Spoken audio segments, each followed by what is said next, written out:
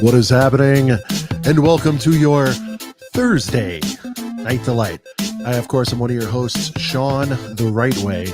And joining me, as always, still very much believes in those Cleveland Browns. We're talking about Brent from Brent's Bricks. Another year of pain and suffering. Dolphins got bounced as well. Sad. I was rooting for him. Thank you. Same here. And of course, joining us once again, a good friend of the show, a semi-permanent fixture, if you will. We're talking about the man with the white shades. He's looking for that boss Nass. We're talking about Tyler, a.k.a. LifeBricks. And joining us once again, calling in tonight from the dark side, we're talking about Ryan, a.k.a. M&R Productions, here to talk about some Star Wars. The bad and the ugly. And we are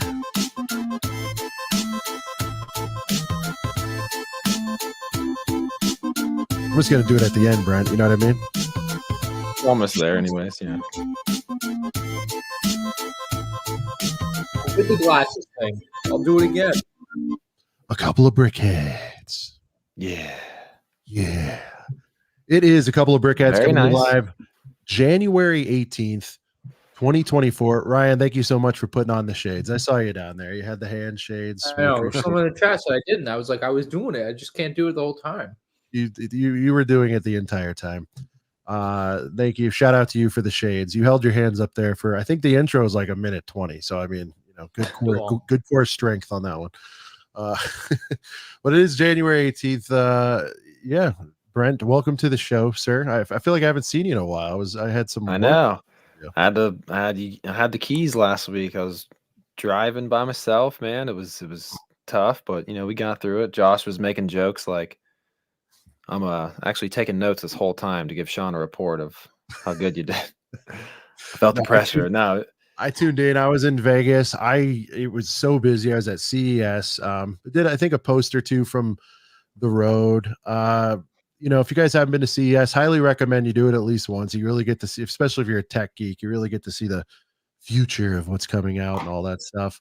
Coolest thing though was some of those electric vehicles that Honda had. I mean, they're not going to come out just like that. They're obviously protos, but man, they just look like iPads with champs soon. They had iPads. They were iPads with wheels, basically. But the coolest thing I saw was they actually had glass, complete see-through OLED from Samsung. It was the most incredible thing I've ever seen. So picture a window to a house. You got shades, right? You open the shades. You're looking out the window. You're looking outside. Even that bright, all of a sudden, that window became the most crisp screen you've ever seen in your life. It was insane. So is the purpose of that just like being able to have a TV in your windows?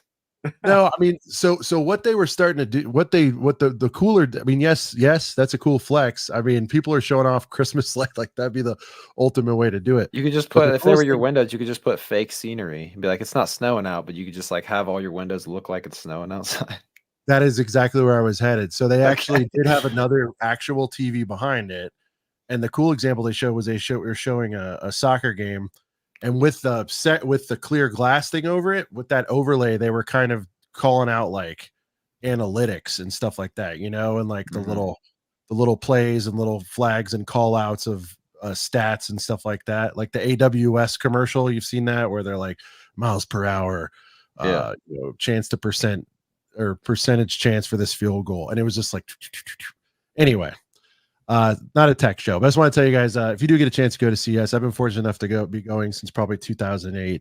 Definitely worth it. But that being said, definitely would have rather been on the show one of those nights, because a week in Vegas is a hard week. Trust me. Yeah. No, it was a good time. I even behaved and it was hard. So shout out to Josh again last week for coming on. Josh and Tyler. And yes, Josh was amazing. I watched it back. You guys did fantastic. I'm glad you guys got to geek out on the car stuff. I probably would have just brought you down, So I would have been like, that one's cool. I think I like the color on that one. How fast does it go? I think one thing that's stuck with me is that new Lamborghini Countach that they're going to be doing. I think it's pretty sick. We were kind of comparing like the old model to the new one, but Ryan, what do you think of the new Lamborghini Countach that's coming out?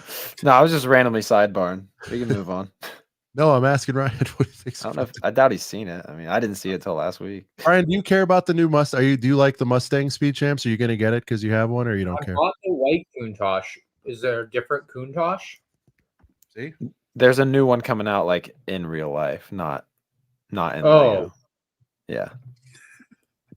Not in my budget. You're not pre-ordering one? No, he's not pre-ordering. No. Yeah, I put my deposit down last week. On his pre-order.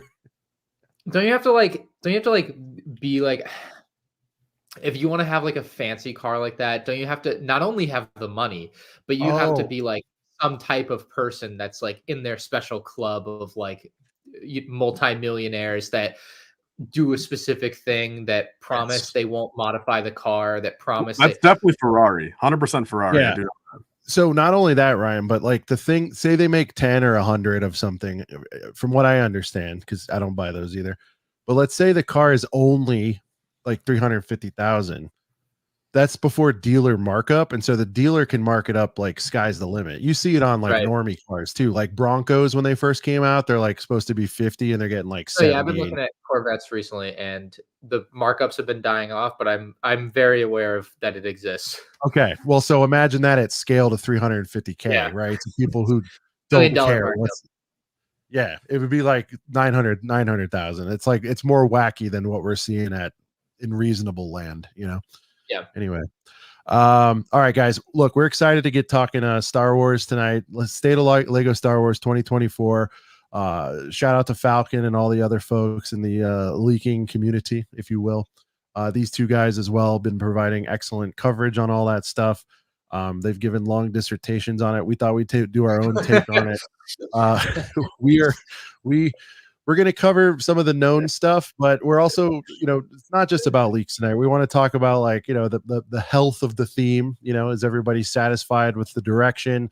Did we get a good enough mix this year in terms of all the subcategories? Are the Clone Boys happy? Are the OT fans happy? Are the Disney Plus fans, wherever you are, happy with the sort of? You type in. Ryan has unsubscribed, so perhaps he'll dump that in the I don't care about these sets bucket. But we'll look at that. I guess what the only one that we know about is still kind of unconfirmed, right? Skeleton. Are there any Disney Plus known sets this year? Skeleton cruise ship. No, I'm saying besides that, is that it? I mean, there's Mandalorian sets from season 3, but not of new stuff. The bunker. All right, we'll get into all that. So Brent, before we go too far, I just want to jump right into it tonight. Let's go ahead and welcome the one and only Girth Gang. Girth. Guys, it's another beautiful Thursday night. Sean's birthday. Make sure you guys leave some birthday love in the chat. It is my birthday. I forgot about Sean almost forgot. We got some pre-play gang love coming in. Shout out to Steezy, channel member there. Max Bricks, Fabu Brick, aka Tyler, undercover. Is it actually? No, but maybe. We don't know yet. Okay. You haven't heard about this? Special shout out to Padawan, of course. They're the same guy. I want to see him in the same room. Just breaking around. What's good? What's good? We see you guys showing up early in the pre-play gang. Brick by Brick together. Cool Han. What's good, channel members? We see you. Ostif's Bricks. We got a couple new channel members out there. Extra special shout out to Anthony, new channel member. Extra Bricks. What's good? What's good? CPA in the house. I'm still in pre-play. I got to scroll down some, guys. There's another super chat that we will get to.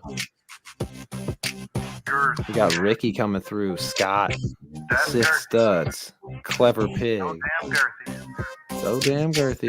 Shout out to Moments of the Magic for being a member for 8 months. Says Sizzle. Shout out to Whittaky, proud owner of a box of boys. What's good, Teej? I wish we all were. There's only 66 of us. You don't have We're gonna the get new box. Ryan in such rare form tonight. It's gonna be fantastic. Girth. Cooper, what's good? What's good? Girth gang. I am Todd, feeling what's good. good? Another beautiful Tuesday, guys. Thank you so much for tuning in. Almost 200 of you here. Make sure to like and subscribe if you're new. Girth, girth, girth, girth. And yeah, I think that's about. Hey, don't forget to shout out. It's been a while. Thank you for the haters for rolling into this one. You guys are amazing. Thank you guys. Keep it up.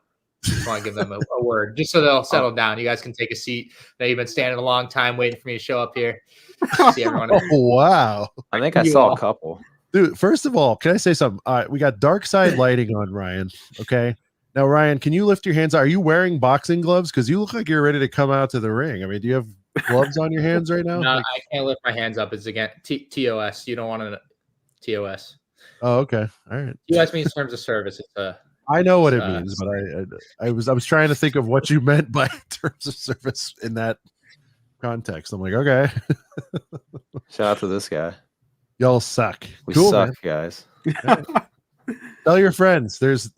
Tell 200 people. Welcome each and every one of you in to the chat, to the Girth Gang tonight. We'll send it around the horn. Brent, you've been looking at the leaks and everything coming out. We missing comments already? What's happening?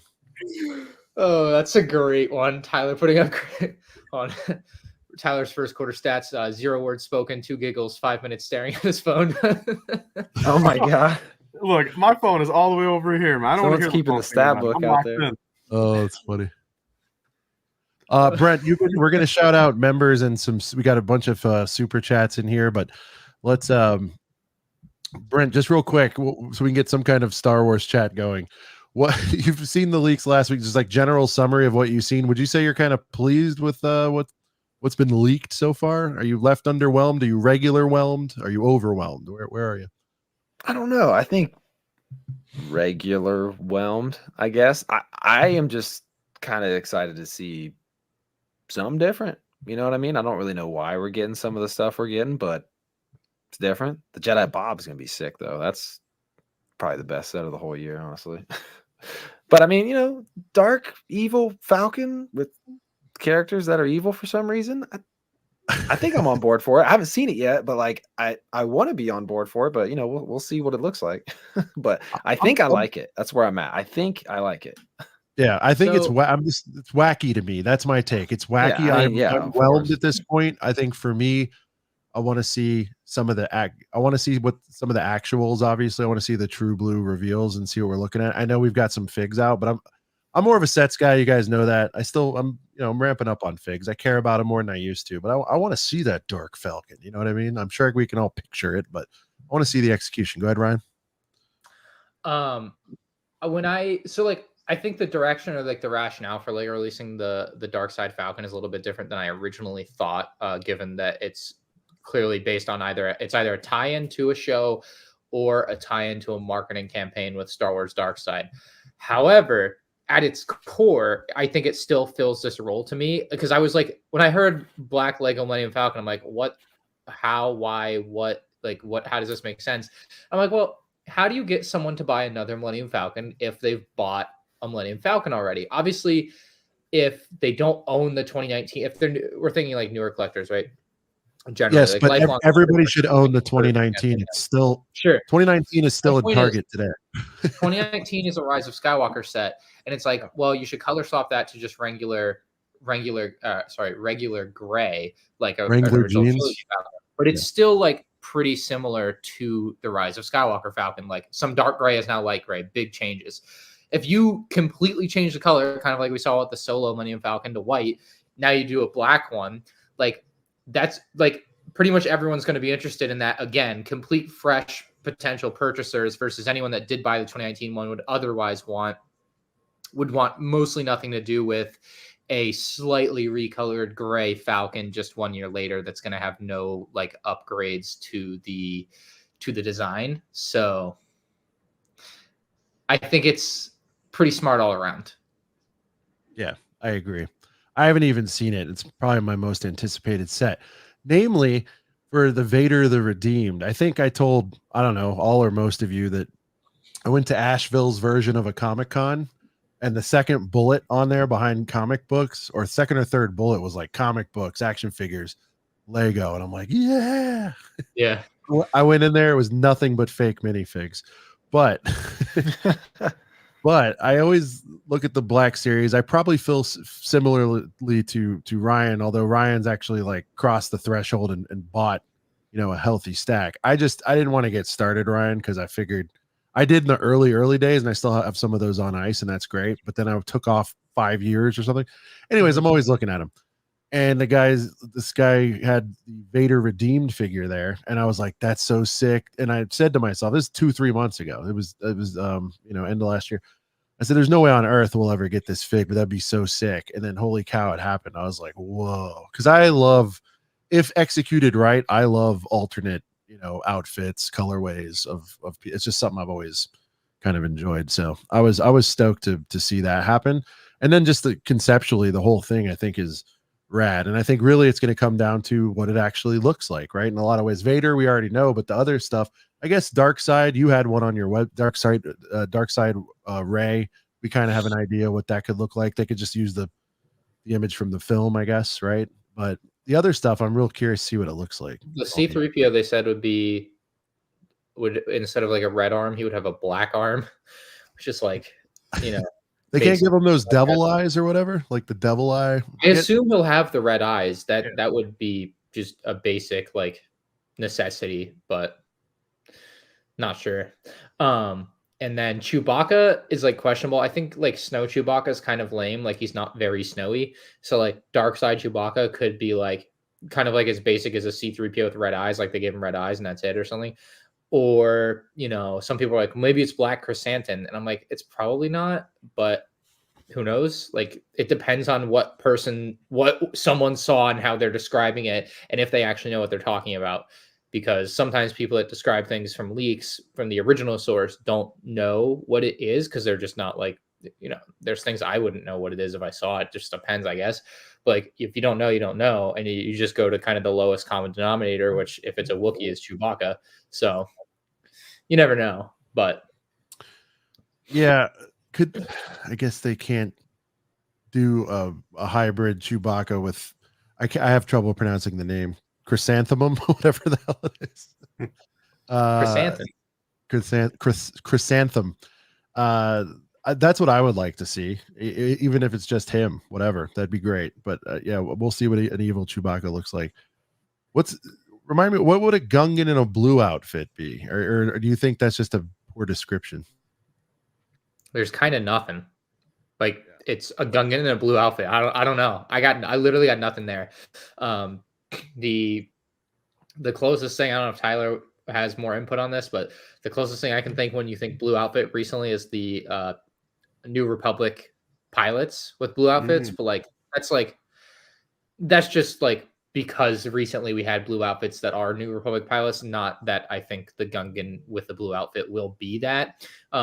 Possible, sure, but like I just don't see it. And then we have like the Bombad Bounty Hunter or Gungan Jar Jar janitor from that show or short. I can't remember which it was, but a lot of people wrote in and they were like, the Gungan must be the Bombad Bounty Hunter, whatever. And I'm like, well, that one's green and not blue. So like, unless again, something's lost in translation, it just doesn't like.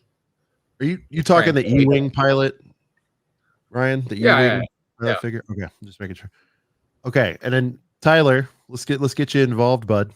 What are your top contenders for the potentially one more figure? See, the second that people were saying that this all equates to the opposite, I guess that didn't really like trigger my head right away. That like all this is like, all right, Rey's normally good, now she's dark. Once that triggered in my head, it kind of like limited my options as to what I was thinking. But I was thinking for like obscure, kind of more like characters like this, like holiday edition Boba Fett, like something like that, like would be nice. But like I don't know offhand, does he change from being a bad guy to a good guy in that holiday special? I'm not sure, but I mean, I don't think that's so. one of those guesses that I have, like a holiday Boba. No, I think he's still bad in there. He just has a more, colorful outfit, I guess we'll say. But somebody can check me on that. It's been a while since I watched it, but I don't think he was good guy Boba just because it was a Christmas special. I see where you're going with this. I've also heard, you've got Chewbacca. You could get a Han possibly, but I think he would have been called out, right? So I'm wondering if this is a lesser known kind of character as the last one. I don't know. Well, see, even when it says potentially, I'm just curious because I mean, a lot of these people see, a lot of these people see, preliminary pictures, and it's like, you can kind of make out, at least how many figures are there, and that's where some of the speculation comes in. Like, what creature is in the Leia set? As Ryan said, like, will this actually be like a Black Millennium Falcon or like a little bit different? So what I'm getting at is like it's a little strange. I feel usually we don't, at least my recollection is like we don't hear, just like potentially one more figure unless, I mean, maybe they're speculating that there's going to be a 25th anniversary figure in this set, and like maybe that wasn't directly part of the prelim picture. I mean, that could possibly be it too. Maybe they'll put like an improved 5s in this one. You know what I mean? That would be a good start. I'm wondering if they actually would make a Star Wars What If series. I mean, I guess if there was, we would know about it by now. But it might be called Star Wars Dark Side. Yeah, Ryan, can you expound on the Star Wars Dark Side thing just a smidge? You said I watched your video. You said you heard about it. Go ahead. The only confirmed info is that a thing exists that's called Star Wars Dark Side.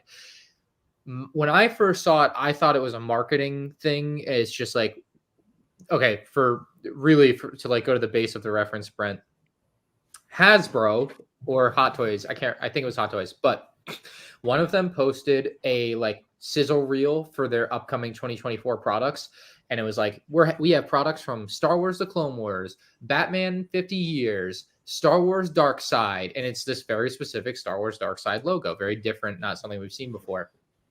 And so the Dark Side is either going to be a marketing tie-in with products from, across different companies that, Disney just wants them to do Dark Side, re-envisioning of things as products, right? That's it. Might be as simple as that.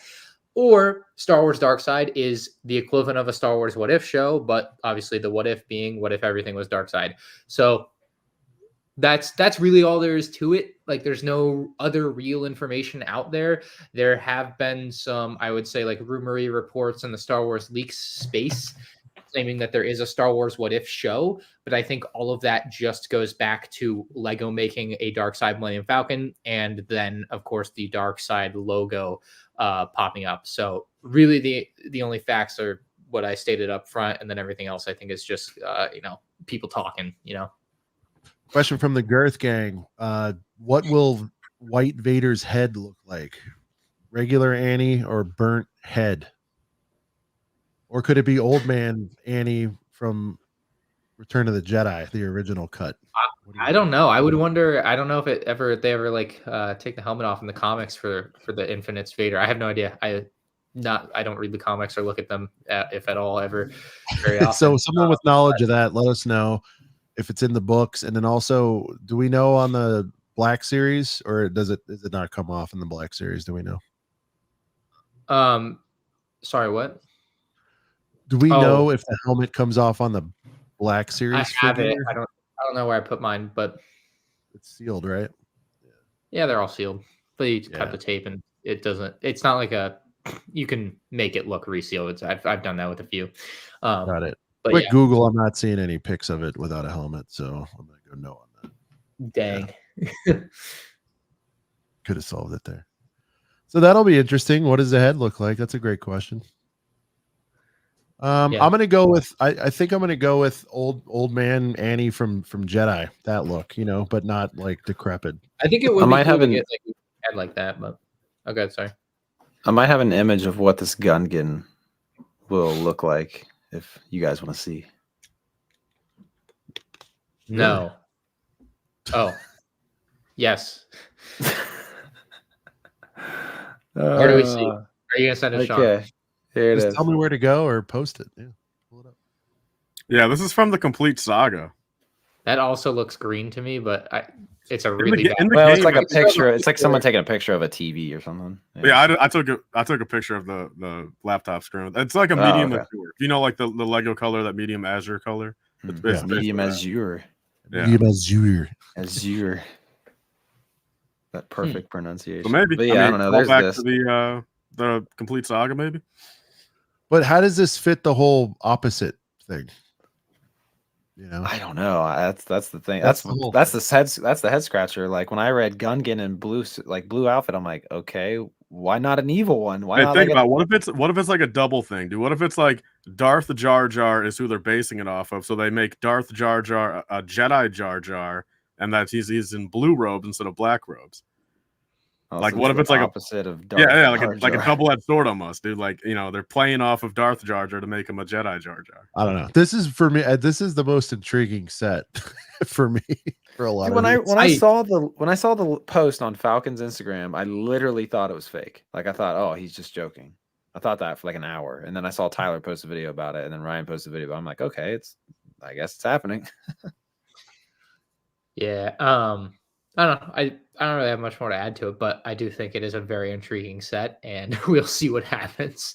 So, Yo, who Sean, I knows? have one last thing to say about the Falcon, if Please. possible. So I'm Which one one, thing. the set or the leaker? Who are you talking about?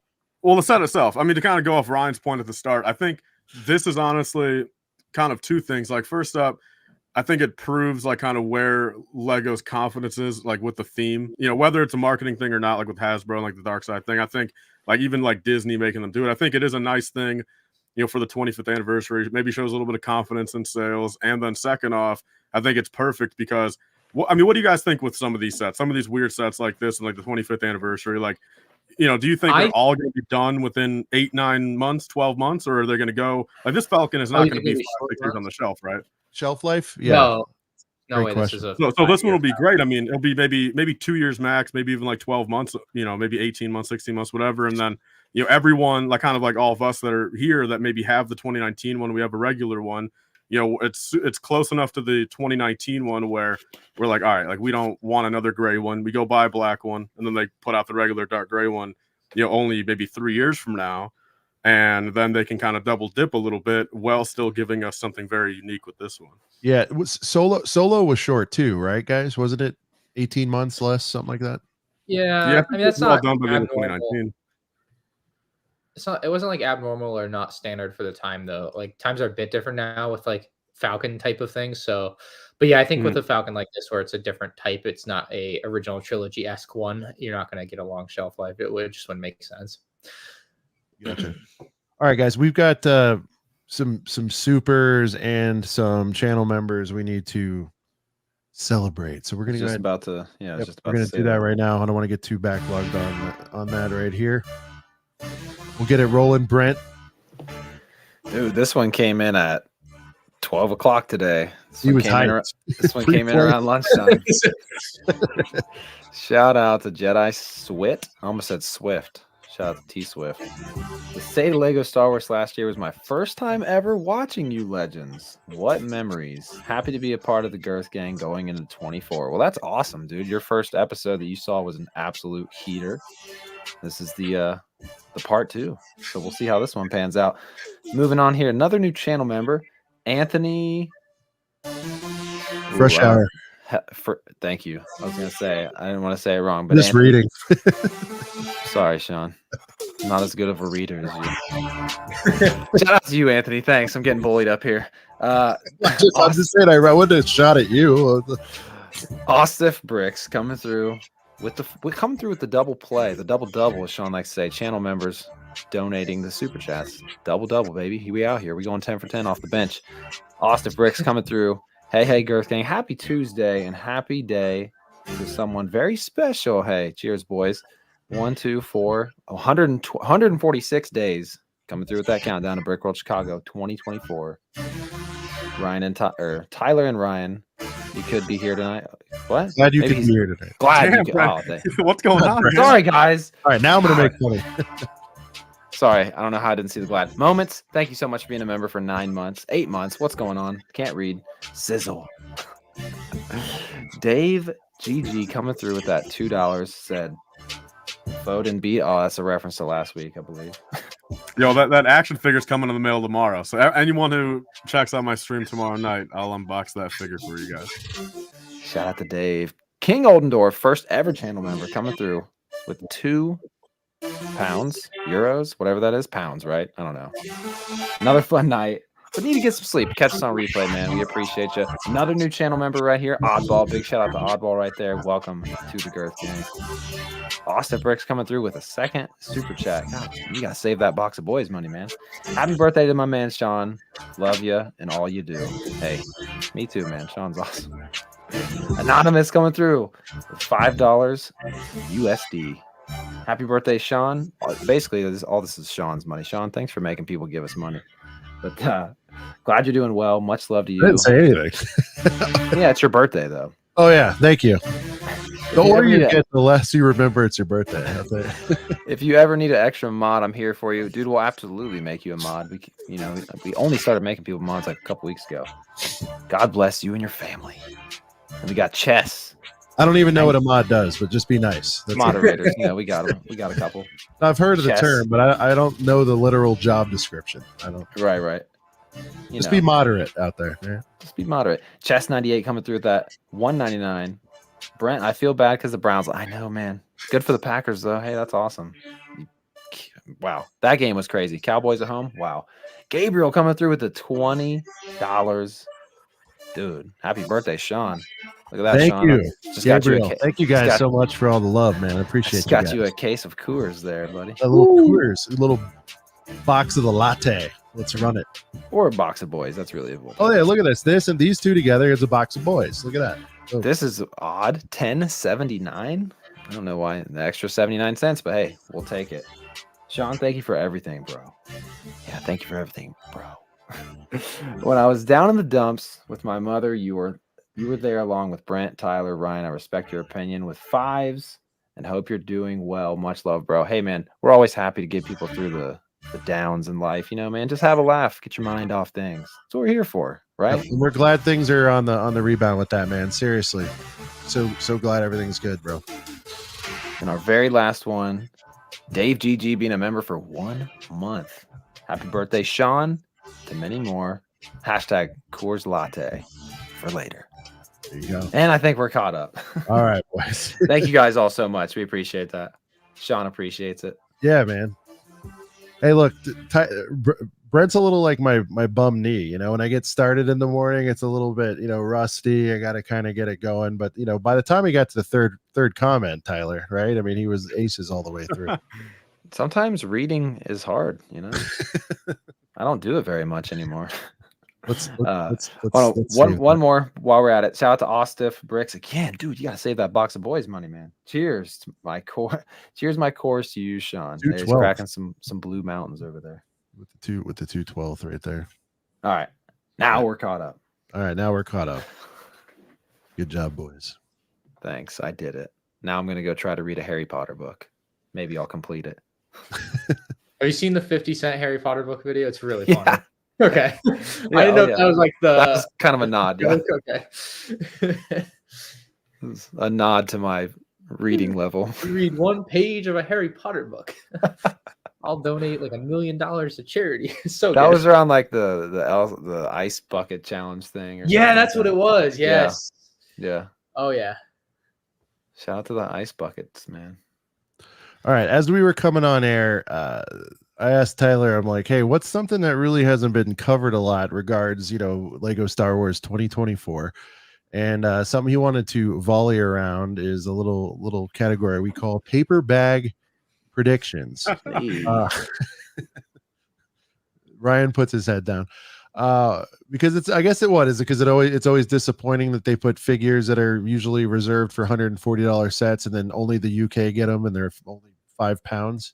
They don't even put that great of figures in them. I don't know what you're talking about. Well, but they do put army builders in there, and you've bought a bunch of those. They're not reserved for $140 sets. I'm not following that logic, but I'm saying weren't some of them in higher dollar sets, or am I crazy? Is probably the right. Yeah, but what does it matter that they're in a paper bag? I'm confused. Oh, I'm saying because you didn't claim any exclusivity to them to being in. That's true. Well, if they didn't claim price is $100 or $1,000. I was trying to predict that you were kind of going like that, so I was trying to predict what you were reacting to. All right.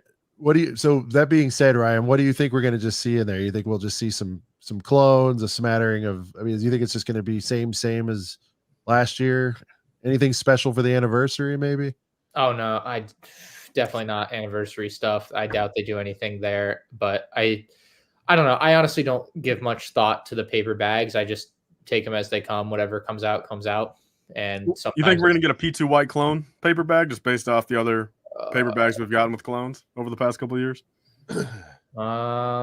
The 501st Trooper was in a $30 battle pack. I was going to say it's in such a cheap set, it would be kind of stupid, and it would be kind of stupid. They should put something else in there. But yeah, I don't see why they wouldn't necessarily. Mhm. But yeah, I don't know. I honestly, I don't even think about them. They just come out, and if every once in a while one's cool, and I buy them, and that's it.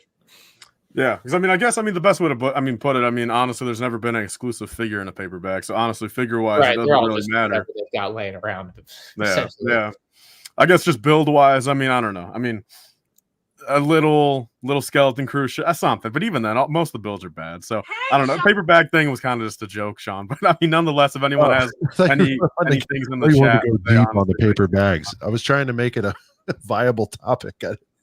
I got nothing for paper bag.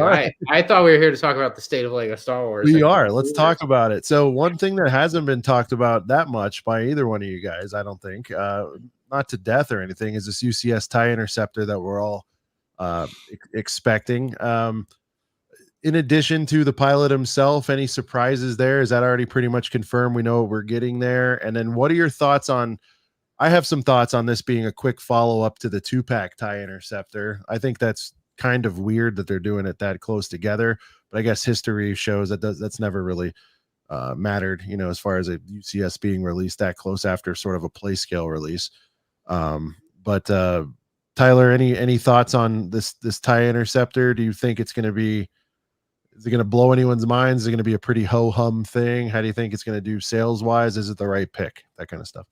Is it the right pick? Of course, I've personally got probably 25 things I'd rather above it, but I do think it's going to be nice, just like, kind of correlate with the X-Wing, although we had a middle X-Wing in 2013, but, both them kind of being, I feel like callbacks, of course, to the ones, from 20, 21 years ago, or 24 years ago and 23 years ago, whatever they are. But, so I don't mind it. Figure wise, the second that I realized, a little bit before it came out, of course, with the Moff Gideon helmet, or the Moff Gideon being in the cheaper set, and realizing that that's not the route they're going with that Interceptor, and the fact is probably just going to be at the probably tops, one Stormtrooper and one TIE Interceptor pilot. Like, I don't think there's going to be anything other than that in there.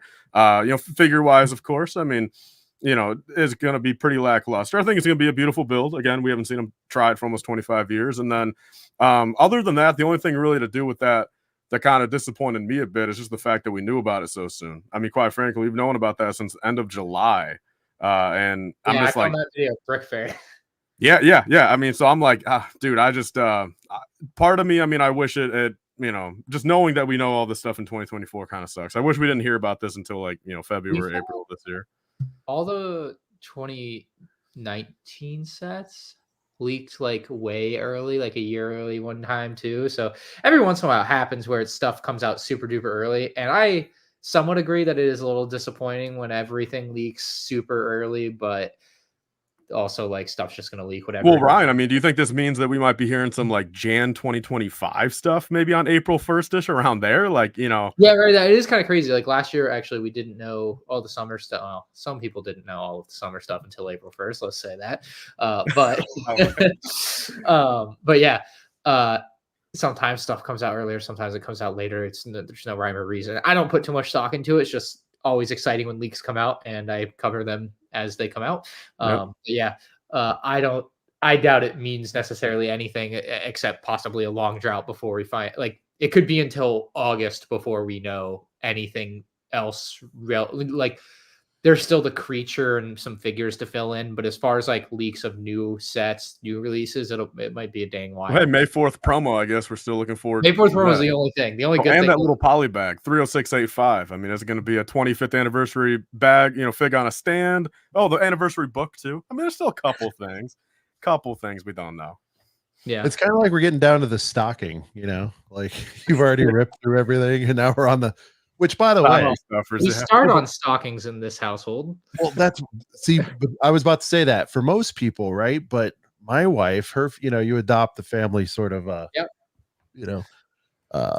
Traditions, and her family puts the heaters in the stocking, and they do them last. So the game's been changed for me. I'm with you. It's usually the appetizer, Right. Ryan, but sometimes there's a nice little gifty or something buried in the foot of it. This year we're going on a family cruise. That was just like in an envelope stuffed in there. I mean, like that grandpa smoked everything I possibly could have done this year. Yep. Hey guys, we're bringing the entire family, not just you guys. Anyway. By the way, I've been checking the comments. Everybody's behaving for the most part, but I've noticed some of our friends from the Circle Jerk community are here, or at least it appears to be. So I want to welcome you officially to a couple of Brickheads. So happy you're joining us tonight, and we appreciate your insights. I happen to think the name's very funny. These guys turned me onto it somewhat recently, and I've been lurking over there. So happy to have you guys. We go back to the Interceptor. One of the questions that came up, Ryan, I think you both covered it. Is there anything they could possibly do with the pilot that would be cool? Could they at least give us? It's got to be. Look, I know, but can they give us like one more print to make it unique? I know you're never going to be fired up about it. But is there anything else they could do to make it? No, there's nothing. There's literally they did a UCS TIE pilot in 2015 with arm printing.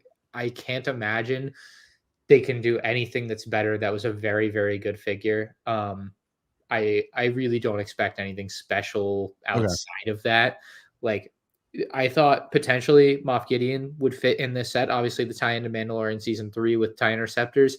However, because he's in another set, I'm thinking they won't put him in this. And I would be quite satisfied with just a TIE pilot. I don't think it needs a second figure.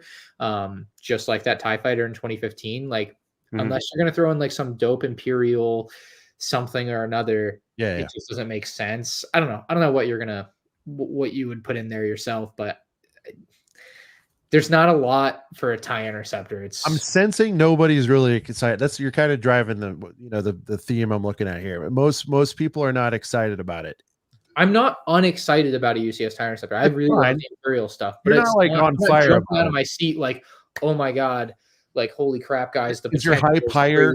They could do so many different things because with original trilogy, a lot of it's going to just be on the rails. It's not like the Clone Wars where you can have a million different clones. And this is a question for the whole room here. Brent, we'll start with you.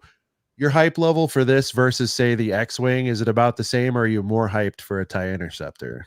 Because I feel like X-Wing was kind of received mid by most of the community. Obviously, the older dudes that are into it, especially the ones like me who didn't get the 2013 X-Wing, we were pretty stoked about it. What is your take on this? Maybe even throw a little Luke Landy in there. Like, does this feel like kind of checking the box with those other ones for you in a lot of ways? Well, I haven't got the land speeder and I haven't got the X-Wing. So that measures your excitement. Yeah. Well, you're gonna get one for Tyler for retail the day after it retires. Is that your long-term plan? Probably. He's not going to pay me for it until 2029, so it'll be a while either way. Tyler's always got to put it on LifeBricks layaway. Tyler's got friends and fam retired mid UCS pricing policy, like retail priced A-wings for a year after retirement. Go ahead, Brent. Sorry. No, I mean, I think it's a little bit more interesting than Luke's land speeder and the X-Wing. It's not that I don't like Luke's land speeder or I don't like the X-Wing. I don't have the first UCS X-Wing, so kind of makes me want the new one, but yeah, I'm a little bit more excited. Right. But I'm not jumping out of my seat yet. I might see it and change my mind. It's just one of those sets that's comes into work every day, puts in the hours, and leaves. Are you saying he's like the vanilla ice cream of sets? I mean, you got to have vanilla. It's like Dustin Pedroia, not David Ortiz. David Ortiz, flashy, got the pop, hitting home runs. Dustin Pedroia is just there every day, making the play at second base, throwing the ball to first base. Cool nickname. Yeah. All right. Cool nickname. Absolutely. Is that fair to say though? Does this feel like that for you too, Ryan? Like, is your hype slightly higher than any of the two aforementioned sets, or is it same level of hype for you? I mean, anything Imperial, I'm a little more amped up than for the Rebellion, and a TIE Interceptor after 23 years or whatever it's been is nothing to scoff at.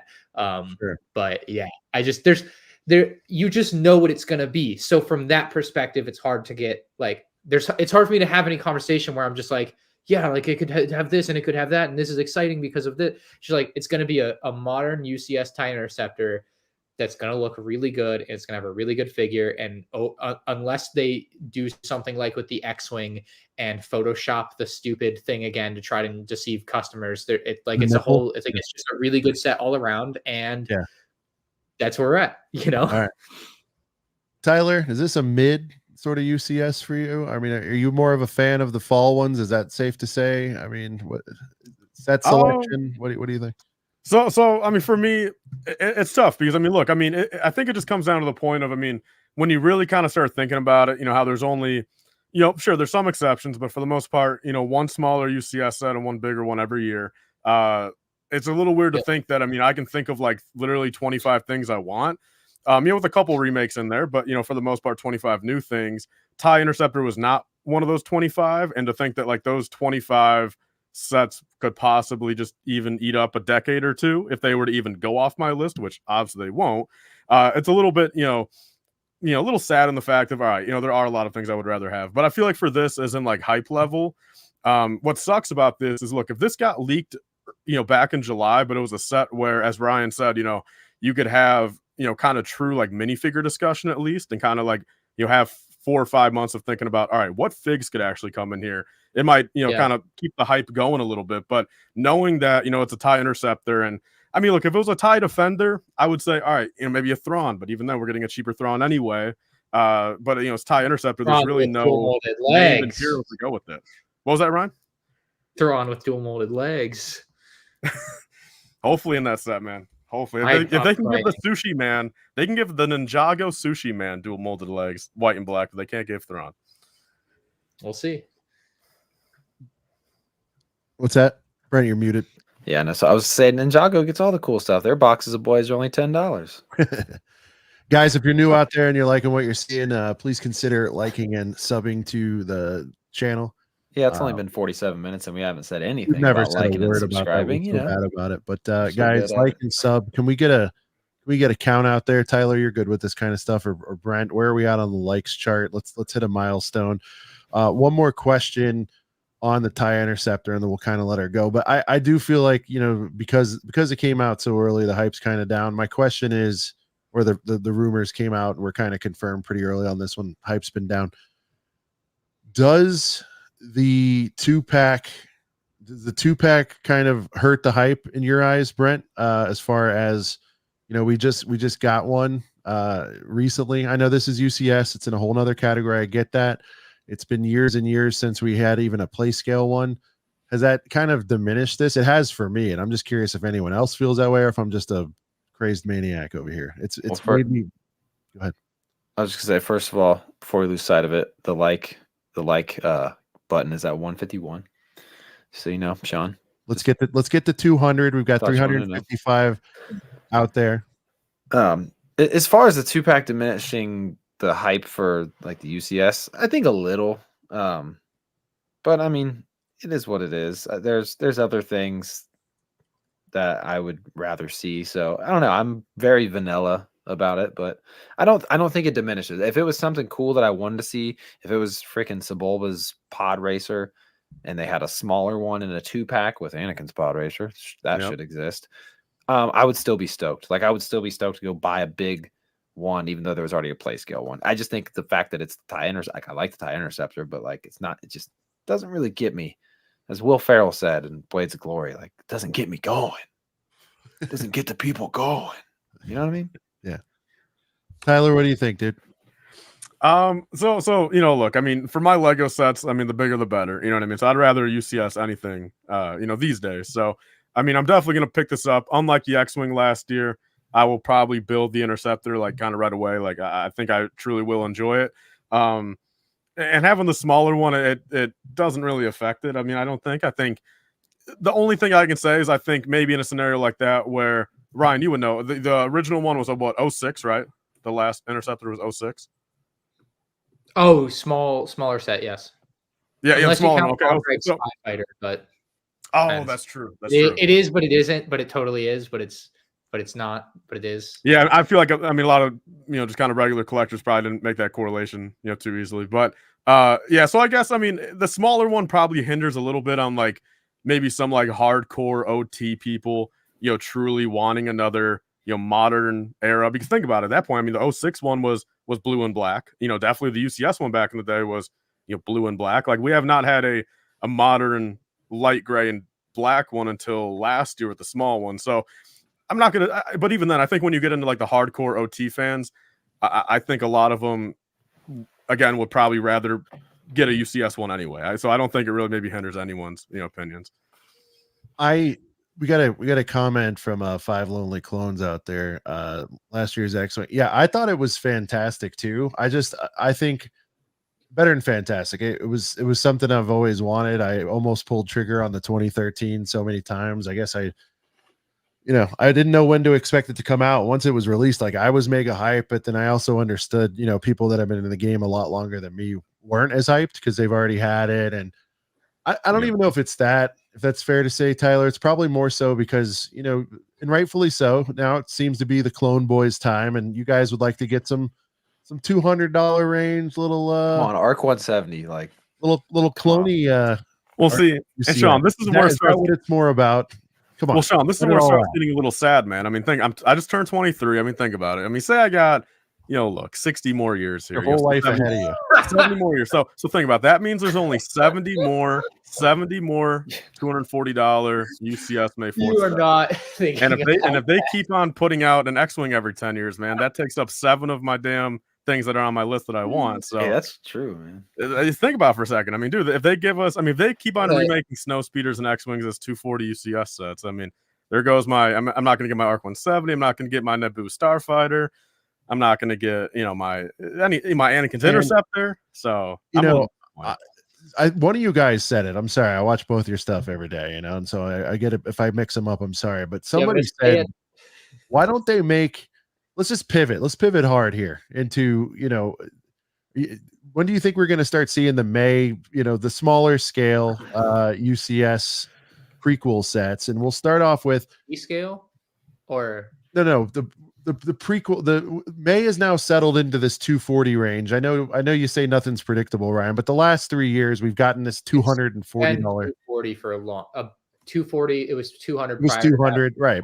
Maybe exceptions with like Hoth, but generally, like it is a $200-ish ship every year, and that's probably what it's going to. They broke it with what, R2D2? What was the year before R2D2? Even R2D2, like that's the year before R2 was the original trilogy. Okay. Oh, the May 4th set has been original trilogy for I think 13 straight years or something. Okay, so that's not going to break. Maybe that's just how it should be. But like it clearly sells. Yeah, but it has been. That's the facts. Is this something you think we'll ever see change, or you think it's going to stay that way? Would it change what, like from original trilogy and then like 1 year do something different? Smaller to smaller, whatever the 240 means. That size. You think next year? Anakin's Interceptor, huh? Anakin's Interceptor, his yellow one. I think you have to do both. You think they can squeeze both in for for 240? Make it $300. I don't know. It doesn't have to be. See, this 240 thing is just self-imposed by them. It's not like there's some law of physics. Good point. Yeah, very good point. Well, there is a law that has to be. No, but yeah, I think you could probably do it for 240, but 300 I think would be a little bit more sensible. For reference, the Obi-Wan's Interceptor or Starfighter. Is it? I always forget which one's Triangle Starfighter, right? Okay, yeah. So that was $100 back in 2010. That's about $150 today. Do you need 700 pieces to make a UCS Interceptor? I don't know. I haven't looked up custom ones and then looked at their piece counts to like get a good gauge on that. But either way, I think yes, I would be very happy with a one-off Anakin's Interceptor, but I think many people, because of that opening scene in Revenge of the Sith, would desire to have both Anakin's and Obi-Wan's. And I just feel like if you're gonna do a UCS set that's 2-in-1 and be really sick, that's the set you do. And then you have 2 awesome Anakin and Obi-Wan figures in there. Like that's instant classic hot seller, like just as easy as it comes to print money. What if So they both have burn marks? Yeah, but this is a UCS set. They'll at least get a unique print that they'll go out of their way to make, and it's no longer a in production laziest lowest thing we can do because we already are making it with burn marks. So why bother making something that's better for more expensive sets or other sets? So yeah, no, I totally expect them to make a prequel UCS set next May 4th. Yeah, that's just where I'm at. ARC 170 or some combination of Jedi Starfighters or Interceptors rather. That's my prediction or vibe on it for you, Sean. There you go. Matt's saying he'd like to see a lot of this would be an ARC 170, the 2 Interceptors, 2 Voltra droids, and a Tri-Fighter. That'd be a dope playset for sure. I'd be all over that. I don't think it fits as like a UCS set. I think they could do that as a big playset. Yeah, what if that was like an $800, like just like $800 Ultimate Space Battle with make the entire opening scene for $1,000? That's the first $1,000 Star Wars stuff. The other thing that this did, this TIE Interceptor, I know it sounds weird because I'm the OT guy over here. I'm definitely getting it, no question. I'm sure once I see it, I'll fall in love, whatever. All that's gonna happen. Is there any chance ever, though? Can we ever get the Naboo Royal Starship, like ever? Even if they gave it the treatment of, it's a little bit, well, it can't be that small, though. I don't know. Like with all that chrome, like what? Let's say it was 2000. Yeah, I know. What's that? But you can't make it all chrome. No, I know. I think all chromes. They could do it chintzy. They could do it chintzy, like how they did. What was it? Like the gauntlet has a little bit of gold and then the not gold in it. You know what I mean? Yeah, but Sean, that's metallic gold. I mean, that's not technically. I mean, so I think they could definitely do a Naboo Royal ship in like metallic silver. Sure, whatever it takes. Do you think we'll get one ever? Are we missing the boat because it's not coming this year? I mean, I see that being. Look, I'm gonna say it here. I think if we ever see that in the next 50 years, it'll be a Midi-Scale version with probably metallic silver as the outer edge, at least. I think that's the only way we get that. Are we ever going to see that set, Ryan? Ever? I would bet no. But not even Midi-Scale, you don't think? Starfighter, so anything goes, I guess. What do you think, Brent? What do you want to see next year? Do you want to see it switch over to prequel for the sort of small boy UCS sets? Yeah. I mean, listen, I get it. OT sells, sure, but I mean, R2D2, X-Wing. Can you explain for anyone new, such as myself, like why can't they make even if it was a higher cost? Anything can be done for a cost. Why can't they make this? They won't do chrome. Like we're talking like original chrome because it chips now, or it chips. It chipped then, it chips now, it chips. That's why they went away from it. But they will do that kind of drum lacquered silver or whatever. I just don't think the set would be that popular, and I think they look at it and they're like, for the price we would have to make it, we don't think it would sell, and it's just that simple. But hey, maybe it comes later down the road. Like I think it's pretty clear that they are open to doing a lot of things. A lot of it just depends on timing, availability, parts in production. There's like a lot of variables still, but it's also one of those sets that's so out there that's still like unlikely, even if the stars aligned in my eyes. So yeah, I don't know. I just don't see it as possible, like very likely. Yo, Ryan, do you think it's kind of like the Dexter's Diner, where it's like just something that like a lot of the fans want, but just truly we probably will never get? I think Dexter's Diner is more likely because it doesn't require a lot of like chrome to look good. But they've shown they don't really care if things look good sometimes recently. So there's that too. I mean, Ryan, what are the odds they give us a light bluish gray Naboo Royal Starship in the next like 20 years? I mean, if they just do light bluish years, you're gonna. I'd probably put $10 in on that pool for 20 years. Yeah. Would you be fine with light bluish gray? Like, yeah, if we're looking at time scales that are 20, 25, 30, 45 years, whatever, like it's gonna be hard for me to just sit here and definitively go, yeah, they'll never, ever do it. But it's like next 5 years, yeah, probably not. Yeah, I can't wait till the State of Lego Star Wars 2054. I can't wait. Damn, when we're all And we like, talk about what May 4th says coming out that year.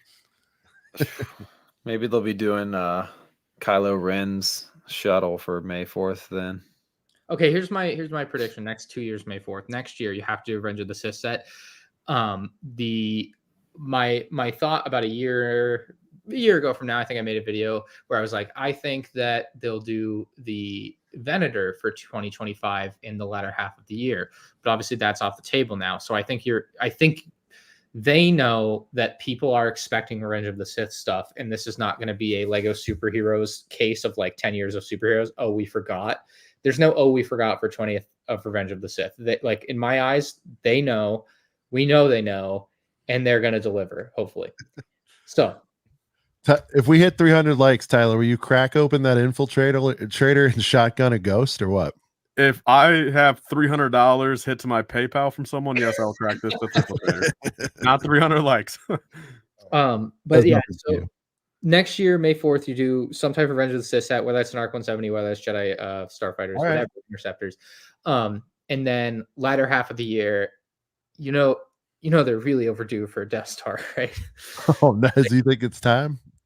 I think a Death Star was on my list for this year or next year or 2026. I made a list that I was like, this is what my ideal next 3 years would look like of UCS sets. But anyway, so 2026 comes around and the Mandalorian movie's here.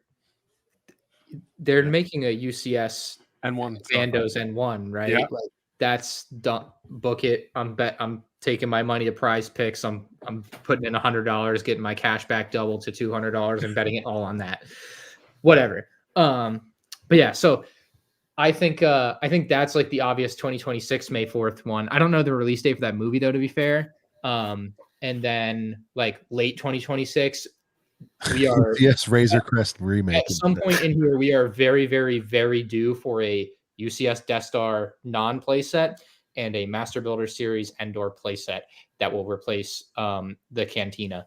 So maybe flip the Death Star and Endor, actually. Endor 25, Death Star 26. But yeah, if I had to guess the next 4 UCS sets that aren't from this year, obviously, that's my next 4. I don't know how we got there, but shout out to if anyone has Snack, a next 4 prediction, go for 25, 26, go wild. I want to hear it. Shout out Shy, shout out Firebird. Thanks for joining, boys. Appreciate you. Okay, what do we know about the gift with purchase? And since we're doing State of Lego Star Wars, I know most of you on this panel were not too pleased about last year's, or maybe you just thought What even was last year's? I forget. Yeah, I'm kidding. Death Star. I mean, but like, I'm just like, Oh yeah, it was whatever. I mean, yeah. I thought it was a fantastic build. I liked it a lot. I just wish I had a figure. Yeah. well, yeah. and the It's Ray nothing against the Ray build or color, anything, that but like we the didn't lack get. of figure is like was the worst part of it. I mean, like we got Because they Baru. had come and it back was- to figures the year prior. It's like wild. And then What a because tease, we- by the way. And Baru was fantastic. Like, if we had all, I hope everyone treasures that Baru set as much as I have 3 of them. I think it's Hey, she could have had a little dress printing, a couple little lines.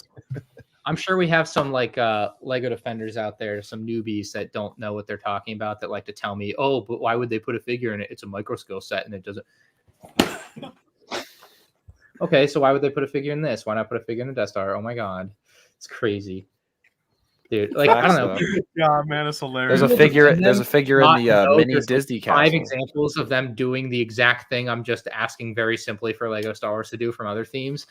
Yeah, And then yeah, I from know it. and everything then but Star Wars, man. I'm sure they'll just call me names because that's what they do. But like, this is how the Death Star should have been done, just with an additional figure. I don't know what figure. Like, I just want May 4th figures. I think it's a cool thing to be able to collect. And people, why not just get another figure for the year that you wouldn't have gotten otherwise? What a crazy, crazy thing to want. And it's free.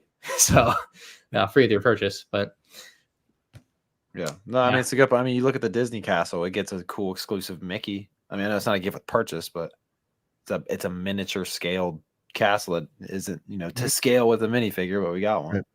you want to bring up that Jevil question as like a State of Lego Star Wars topic? Yep.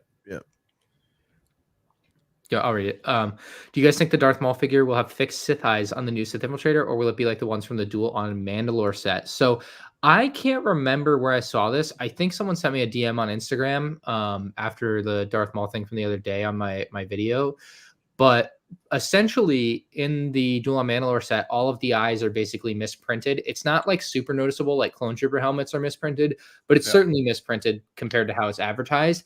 And what they mentioned to me and showed me is that the keychain figures are produced in a different factory, and all of the prints on those are perfect. Yep. Which is like incredibly interesting. Like why can't Lego in both factories just do it the same way so that it looks really good for the product you're buying from the billion-dollar company? So I don't know if I sway or swing one way or the other as far as what I think. I just obviously know it's possible from what the person had sent me that they can line it up perfectly every time like they do on the keychains. So it should be done. I hope it's done. Yo, Sean, if you want to put me a picture, I got that picture. If we want to show everyone what what Ryan's talking about. Yep. Actually, my bad. There you go. Who posted that? Where's that from? A little to your right, Tyler. Tyler, who posted that? Back to the left. Ardent Atlas. I also reposted on my story too, but Good. Right there. Yeah. so the top is from the sets and the bottom's from the keychain. Huh.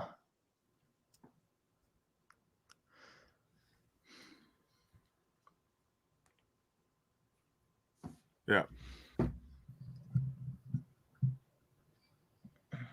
What do you guys think is going to be most likely for this year? Are we pretty much locked in? We think it's going to be Phantom Menace related For the promo? Yeah. It is a little strange we're getting no little Anakin. So I wonder, I mean, like micro scale pod racer with little Anakin? I don't know. Little Anakin May 4th figure. Wait, no, go back. No, what we need is we need Kid Greedo from the deleted scene where him and Anakin fight. Yeah. That's what we need. I'm still vouching for a Foden beat, man. A Foden beat up on the little podium.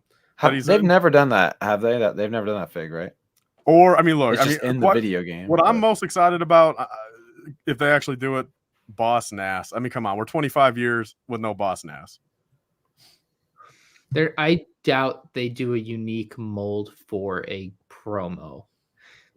In any given set, possibly, like it should, like they can and do and will do it. Obviously, they've done it a billion times for all sorts of things. But Tyler, I just don't see it, dude. I don't think it's not that obviously no law of physics against it, but company policy perhaps is most don't get unique things.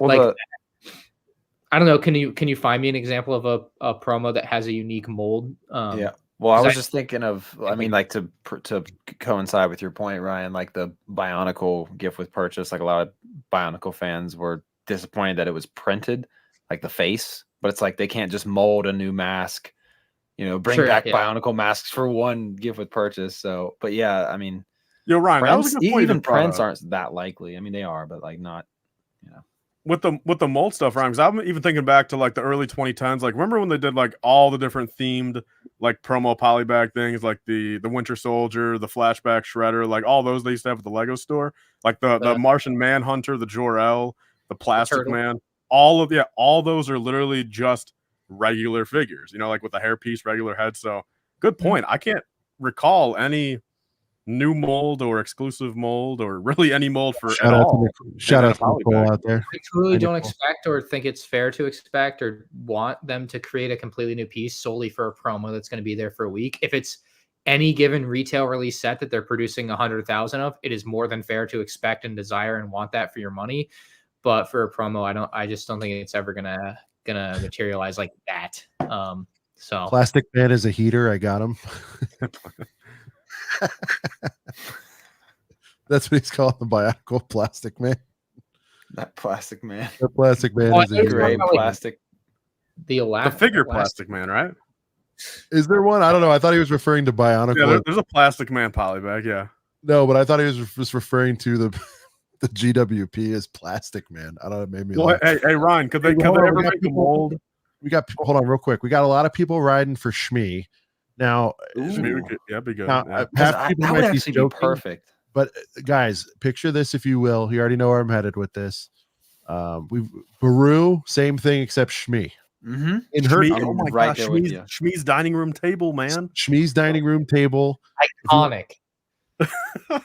It is iconic. I mean, I Hey, think it was one of the most important scenes of episode 1, man. Padme and Anakin met. I mean, With the truthfully, Jar Jar with like an extended tongue. that should have been a nice little $40 set. You know what I mean? Little. Well, yeah, that's Actually, where you put young here's the- Anakin. Yeah. I but got it. They're not Here's going to the do that. GWP. Would you take Shmi just by herself in a little tiny kitchen dining room setting? Any figure that doesn't exist otherwise. Yep. Yep. You know what it's going to be, though? It's going to be something without a figure, and you know what it's going to Except be? for the First Order one that was About an terrible. Anakin workbench promo. That would be sick. With It's a- fire. Oh, with the like $500 dollar like thing from the complete saga. Yeah, Where they were trying to buy that'd the be cool. hyperdrive. That'd be kind of sick. I think what it'll actually be, it's going to be Shmi's gonna be corpse is not going to be in a Phantom Menace set. I'm sorry. That's not happening.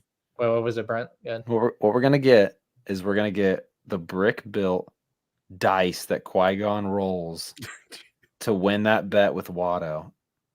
It's going to be a heater. Why they would do it out of like recycled metal or plastic? I'm not or being whatever from a serious. I'm different just saying company. that would be like a dumb thing All right. without a figure. I'm going to be real You serious. guys want minifigs? Here's Everybody some keeps saying dice. they're going to be serious, but I'm going to be serious this time. What collectible coin are we getting this year? Ooh, there we go. Oh. Yeah, there we go. I can't wait for it Hype. to have a different stand and box type than the other coins. The So coin, it can't even be collectible next to each other. imagine, Yeah. Brent, if they combine this idea with yours, they did a coin, but with dice on it. The coin of the dice. Coin of the dice that you can Yeah. I'm all about it. Not really. I'm just kidding. Give us. I mean, look, I if like they give Shmi. us I like the Shmi, Shmi though- idea. a lot. Shmi Yeah, is- if they give I'm us a glad- Shmi with no Anakin though, I'd be disappointed because I mean that just doesn't make any sense. Okay, but hold on. If that costed you a Shmi, though, you could combine one of the other little Anakins. Who cares? Yeah, but I'm saying all the 2020 and above collectors. It's been since. Go ahead, Ryan. A promo with 2 figures in it? That's impossible. Wait, I don't think it would be 2 figs. No, and I guess the last little Anakin we got was 2019. I guess so. That's not as far back. And I hate sand promo. That would be the next film, but I mean, I'd take it. That would Either be a way. 2027 promo. All right. You got people saying things. I think the next I'd promo. rather have a patch. I mean, it's come on. a patch. Yeah. I think like a diorama of Anakin taking off on that speeder to go find his mom. That'd be kind of cool. Put out like a headless, like a Tusken Raider in there. Anakin's room with Annie and Ep1 3P. All right, let me ask you this: would you rather have that, or you'd rather have Shmi because we never had Shmi? I guess that's the Yeah, answer. I'd go Shmi. Yeah. Shmi. Even though Although we've never had an episode 1 3PO either. Anakin's room. is like very low key, like good Yeah. guess if they were going to do a figure. Yeah, this wow. year. They've I never. like that one. Yeah, Because they I still feel get like- to say C3PO, so they can feel good about making an original trilogy. But it is a really good. That would be very good, actually. Like jokes aside. no, I think so. So I think if we get a Boss Nass, like you said, if we get a Boss Nass, a Shmi, Anakin room, that'd be cool. But in reality, what do you think we're gonna get? Like realistically, Yeah, I guess we We're have to gonna think about our get- realistic answers now. Yeah. Damn. We're gonna get some kind of original trilogy. We're gonna get like a little miniature, like buildable Gonk droid or something. well, no, That'd be last kinda year cool, they were but- celebrating Jedi, and we did get a Jedi GWP. I feel like they're gonna do Yeah. that here. Although, Yeah, like, but I mean, but they also hold on, what's taking precedence though? The 25th is taking precedence, or Phantom Menace on They could go either That's way. what- yeah, I yeah. guess. Yeah. Yeah, right. That's what I'm saying. It could, if they really wanted it to be, it could be. I don't know. Instead of blue milk Luke. Did- Well, I guess Did that was Andy riz up Padme? I don't think he did. It's the most awkward rizzing I've ever seen. I mean, yeah, sure apparently, he what if they rizzed give us up the light Padme. side Death Star? I mean, it converted, but that was the most awkward. I should say it's the most awkward. It was apparently Annie rizzed up Padme when he said, "Are you an angel? that's true. A what? If An you- angel? If he would have never said that, man, all the movies would have never existed. Yeah, Are he you an did. angel?" I mean, he has game, but it was awkward. You know what I mean?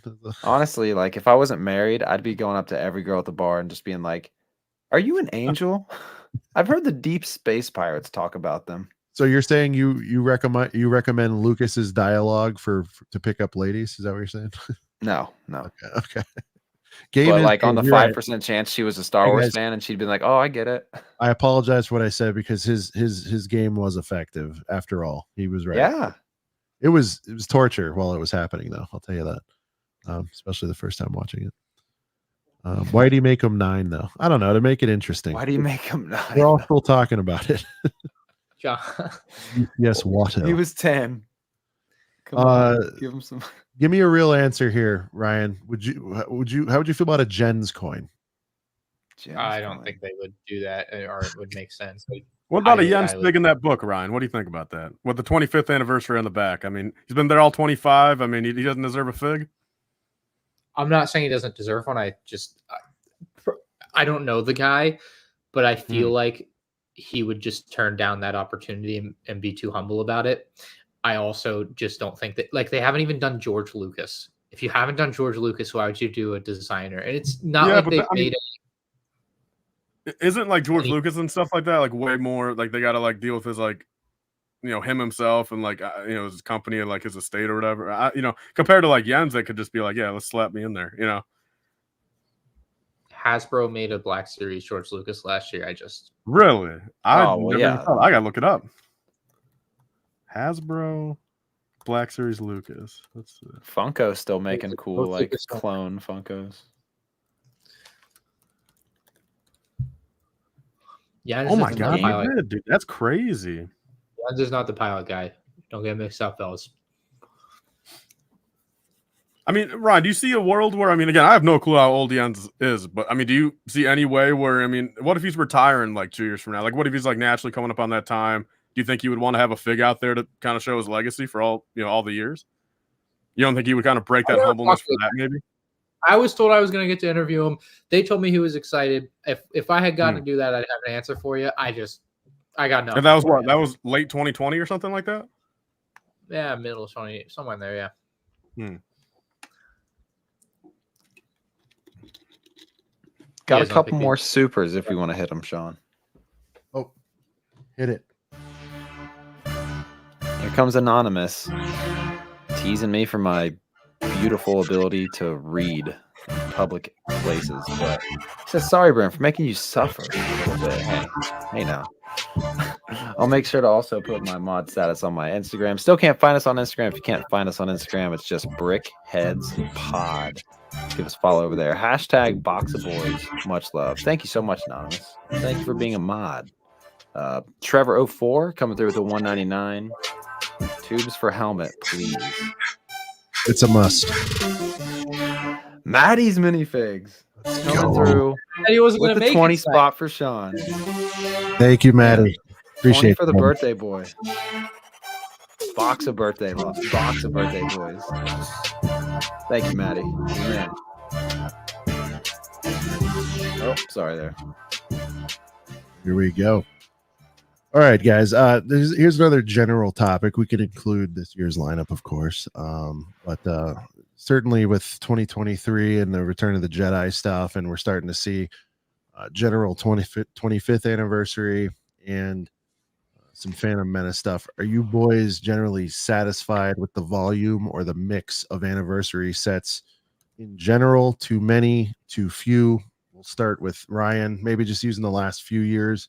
Maybe even use the what was it? What was the last significant one? Would you say the Empire Strikes Back maybe anniversary was the last one they kind of really did a lot with? Yeah, I mean, I think they found a good mix this year. I mean, outside of maybe needing an MTT, I think you pretty much you've done enough for everything. Like, we'll have 6 anniversary figures again. That would be nice.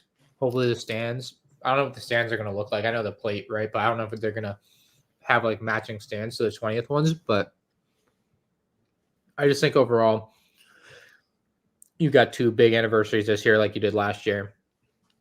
And you're hitting them both with an appropriate amount of stuff. You know, I don't think, I think they're just doing most things well outside of Clone Troopers, and they're feeding all of the mouths at the same time, which is nice. So it's not January 2021 anymore, thank God. So we know the figs are being called out for 25th anniversary. Are any of the sets, or I guess we haven't really seen box art. So would like Vader's hallway, do you think that's going to have like the 25th branding? Because that's kind of a catch-all situation. Yeah, I think the rumor was the sets that have the figures will have that 25th logo as their like key art branding. You know, I'm talking about like the The part that's dynamic color thing. Yeah. It'll be silvery, kind of like the 20th anniversary ones Gotcha. had their own kind of distinct style. The 25th ones are supposed to be the same as that. Yep, right there. Yeah. Okay. And you think it'll have the nice big chunky call out of the fig you get too? I'm sure it'll be somewhat different because I think it'll be standardized to what we have now, not like kind of unique like that. So it'll be standardized to what we have now, but like the logo will be different because it'll be the 25th logo instead of just the regular Lego Star Wars logo, I think. Or like they'll have the R2D2 call out, and then maybe still on the bottom right they do something, but I don't think it'll be as like, I don't think it's gonna take up the entire like side of the box, but I don't know. I haven't seen. You don't think the fig will be segmented from the figs that make sense to be in the set? Oh, it'll definitely be segmented. I just don't know to like what, like to that one, the whole column, the whole right? side panel, right? Yeah. But maybe with these they put it on the back of the box, because like if it's R2D2 UCS all black box art, no, it's not. Sorry, it's not UCS. It is a buildable character, therefore it would be like the BD1 box art, so it wouldn't be all black. So I don't know. Maybe it's just a little circle thing in the bottom right. There you go.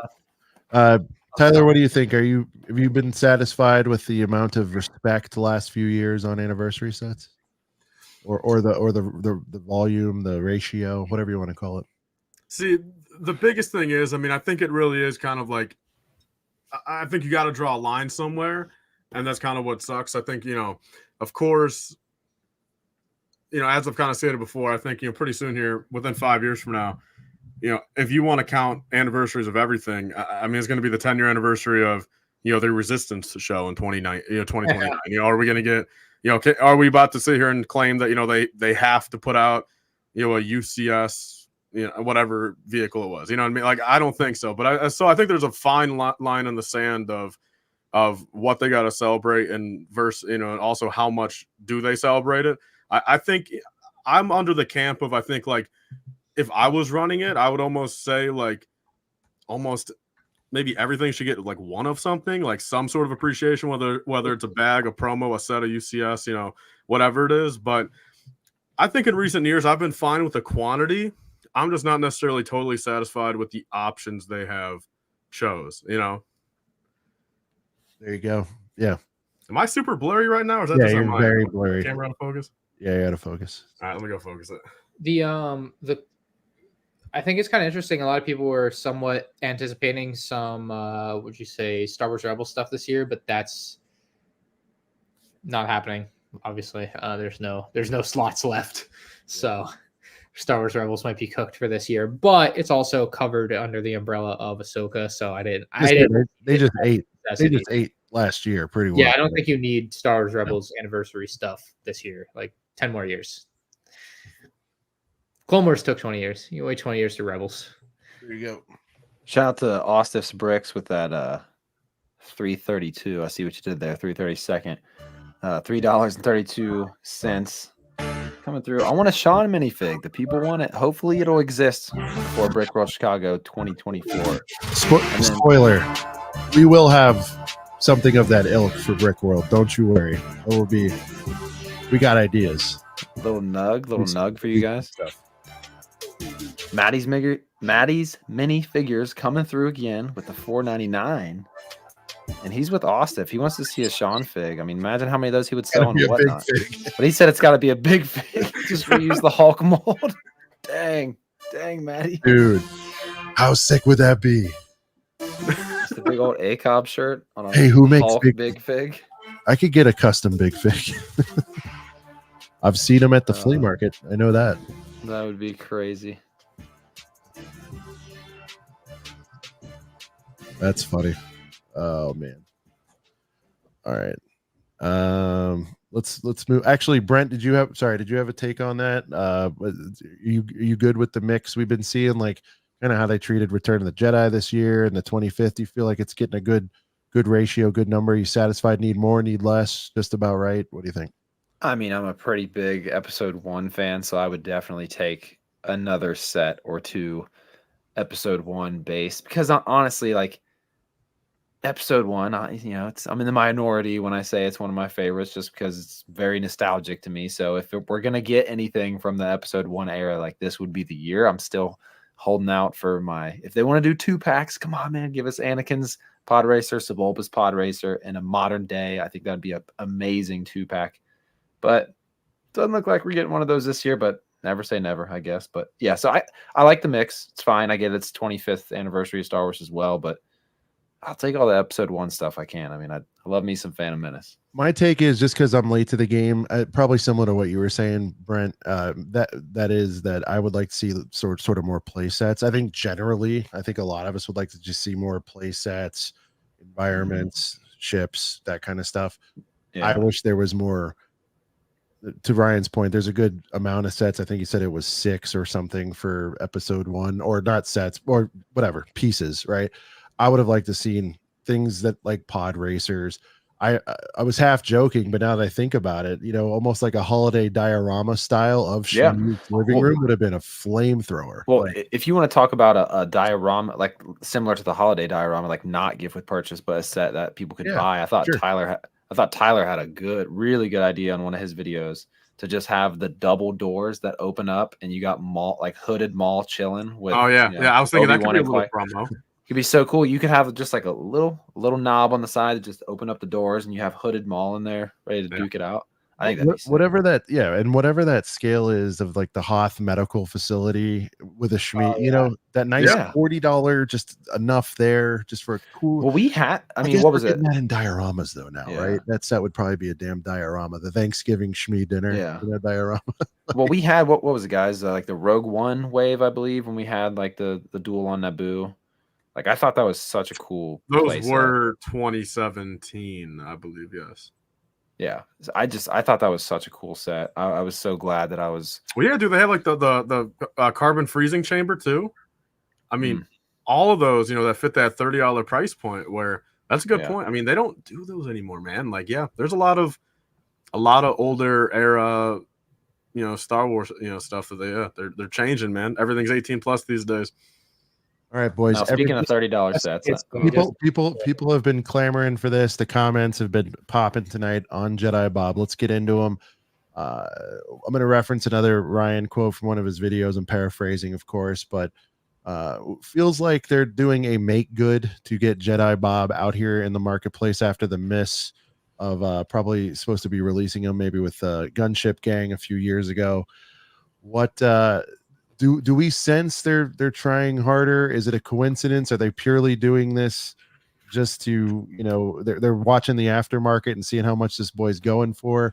What's the general sentiment amongst the panel? Is the Lego Star Wars team, are they listening better in your opinion? Helmet holes aside, Ryan, are they listening more to the fans? Are you picking up more cues, or is this Jedi Bob just kind of a one-off that they're listening? What do you think?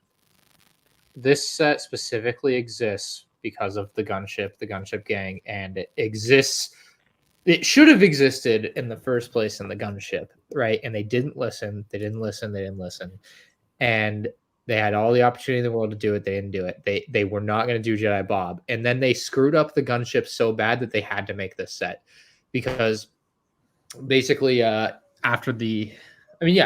listened to the fans. They made the 5 first battle pack after my 5 first battle pack video, obviously, and all of that. And like, they clearly listened to things people want. They made Commander Cody with the ATT finally after so many years. What's another good example of the UCS Venator? I'm sure exists because fans for a decade have been asking for a UCS Venator. It's not like they don't, take a look around and take a temperature check every once in a while. I think they still miss a lot of stuff and miss some grand opportunities to do some very cool, fun things that they could be hitting if they were talking to the right people. But so this exists because after the gunship thing went down, a large majority of the community was very, very upset, just because of the way they handled it, the way they spoke about it. It was the first prequel set in a decade, and they just fumbled at the goal line, frankly, because it was handed to them. You know, they put the ball behind them and someone swatted it out of their hand. And they dropped fumbled it. They fumbled it at at the goal line and it went out in the end zone for a safety. I mean, That happened. Yeah. I saw that recently. Yeah. I forget what so yeah, team did basically that, but- after, Cowboys, Lamb. Yeah. Sounds like Cowboys thing. All right, we got some great commentary coming in here too. Where was it? I lost it. Well, here's one too. I mean, most of them are special because they're made of fan service. People have spoken, and then somebody commented that I don't think they're making this because they see the value of the aftermarket. They really are trying to do. It has nothing to do with the aftermarket. Lego. Yeah, hey, I mean, Sean, do we But have? we see. I don't know, guys, because they are looking at those analytics. I mean, Sean, do we have 30 30 seconds to play a clip from the designers? Ryan might even know what clip I'm going to play. I've But heard it all. specifically- I'm sure. They say was that, they Ron? aren't. They say they aren't looking at analytics on Bricklink. Oh yeah, I mean, Sean, should I play the audio for Ryan, 30 they can't- seconds? Are you fine with that? no, go for it. But they're totally looking at those analytics. I don't buy that for a second. Go ahead. They would never lie. In previous years, and we would never. It would never even be a business consideration for us to go in and try to affect anybody's secondhand resale business in either a positive or a negative way. Our focus is entirely on getting the strongest lineup, and if it ends up influencing, hopefully it's not influencing people's investments in a really terrible way. We don't want to destroy anything for anybody. So in a few words, not so much, not really paying attention to the resale market at all. Just more paying attention to what they think will be popular and that people want to buy, period. I think it's very clear because the Republic dropship with ATOT, the original Cloud City Boba Fett, those things are worth thousands and thousands, unfortunately in the Cloud City's case, $10,000. But they're not remaking the original Cloud City build to a T because that's the most expensive set ever. It probably just wouldn't move that well in today's market. So no, that's like a freakish kind of one-off. Yeah. But I'm sorry. He can say that if that was said to the public in any form or fashion, like, I'm sorry, but I can't buy that. They have to be taking a look at what's popping on the aftermarket. Not so much like they said. I agree with that. Not to torpedo somebody's reselling business or anything like that. But the Ghost, for example, yes, it happened to be in the Ahsoka show, and that's probably the majority of why they made it. But they certainly felt a lot safer about that decision because they saw that this thing was going from whatever $700 to $900 just before the thing was announced. I mean, they would be kind of crazy not to consider that because that means there's a lot of pent up demand for that set or vehicle or environment. I agree. All I can do is tell you that they said they don't look at it. No, I do agree. It would be silly not to look at it. It would be have silly. it. Even if you didn't own Bricklink, you can just look. You can browse eBay. That's what I do when I want to know what something's worth. Like on eBay, I go buy it now, lowest price. I'm like, okay, that's probably about ballpark what it's worth. I don't need to, get into the granular. Is it worth $5 more or less? It's worth about what the lowest price buy it now on eBay is on any given day, sealed in box at least. So, I assume they have the ability and at times would do the same thing. I would think if you work for it, you would be as interested in it as I am. I just from time to time look things up and want to know what things are, see what the popular stuff's going for, whatever.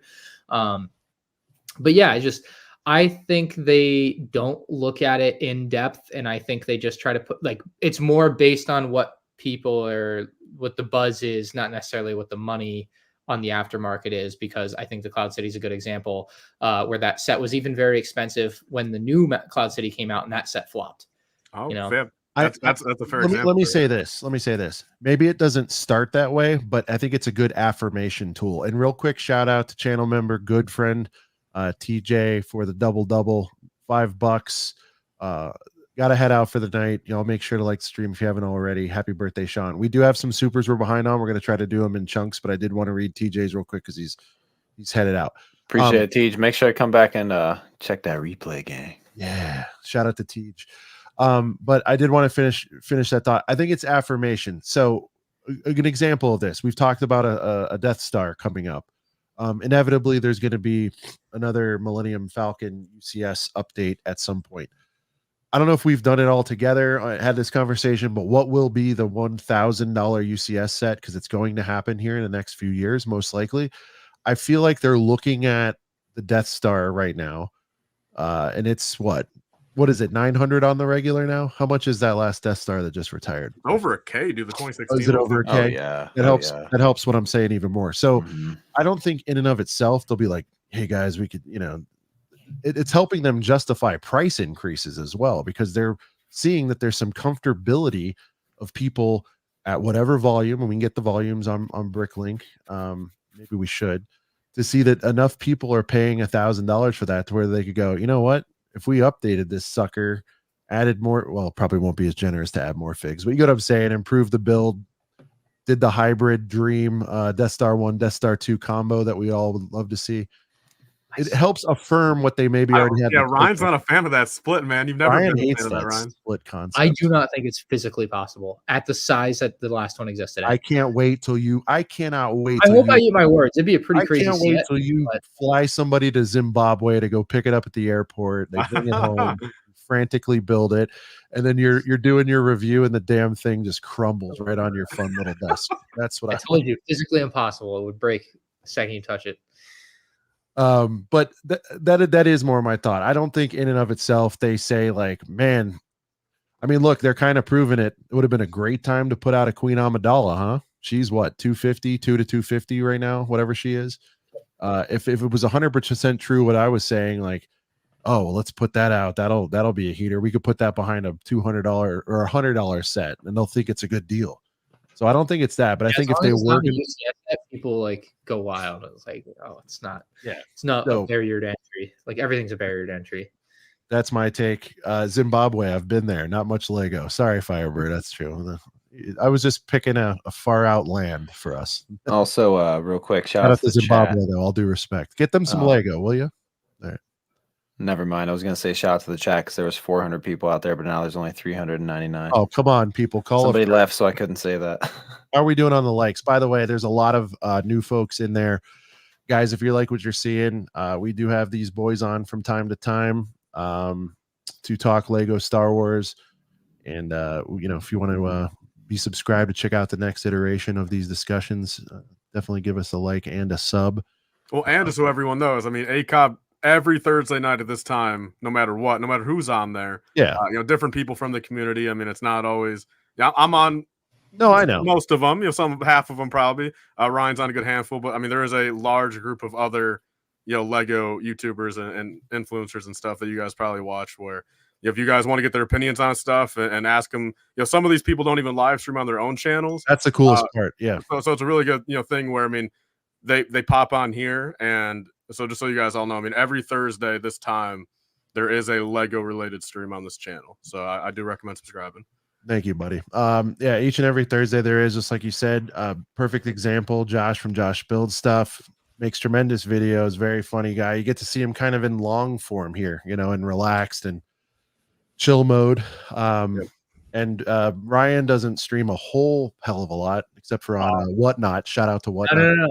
I have streamed every day this year except one on Twitch, and today probably. But really, I've been playing way too much COD and uploading every day. Okay, but that's grinding. You're talking about fish. We're talking about Star Wars here. You know what I mean? Yeah, I agree. So have you and Tyler both uploaded every single day this year so far? Right? Yeah, I'm on my right. Hey guys, they're both on their grind. Let's get some dubs in the chat. 18 straight days. It's probably even gone longer. But guys, let's get some dubs in the chat for Tyler and Ryan, going hard here early in 2024. They're going to keep it up. Obviously, busy news cycle, but give them respect. It's very hard. I do this a couple times a week, and not even sometimes. And the dedication they have is off the charts. So shout out to you boys on that. Well, and me personally too. Like, I mean, I understand I'm daily uploading, but I mean, of course, Ryan's stuff takes 2x, 3x, 4x the amount of time and effort. I know he's got a couple people helping him, but just in general, I got to give Ryan. Yeah, of course. Way more respect, for doing the daily. I mean, I remember doing daily on my own, but like the video, like I think I did a year at one point, Tyler, and it was just like I couldn't possibly make the quality videos I'm doing now just by myself.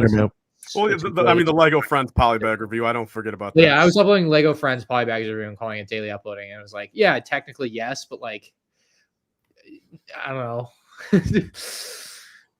Not I'm on not my way really there, man. A too couple out years from now, I'll hire an employer too, and I'll get that. I'll get that level of quality. But I'm working my way up. I gotta do my first daily upload year of, I'm not gonna say mediocre, but just getting daily uploads out, and then eventually it'll be high quality. I'm proud of you for sticking to it, Tyler. You know that, man. So just keep on grinding. Maybe if you get bored, change stuff up, whatever.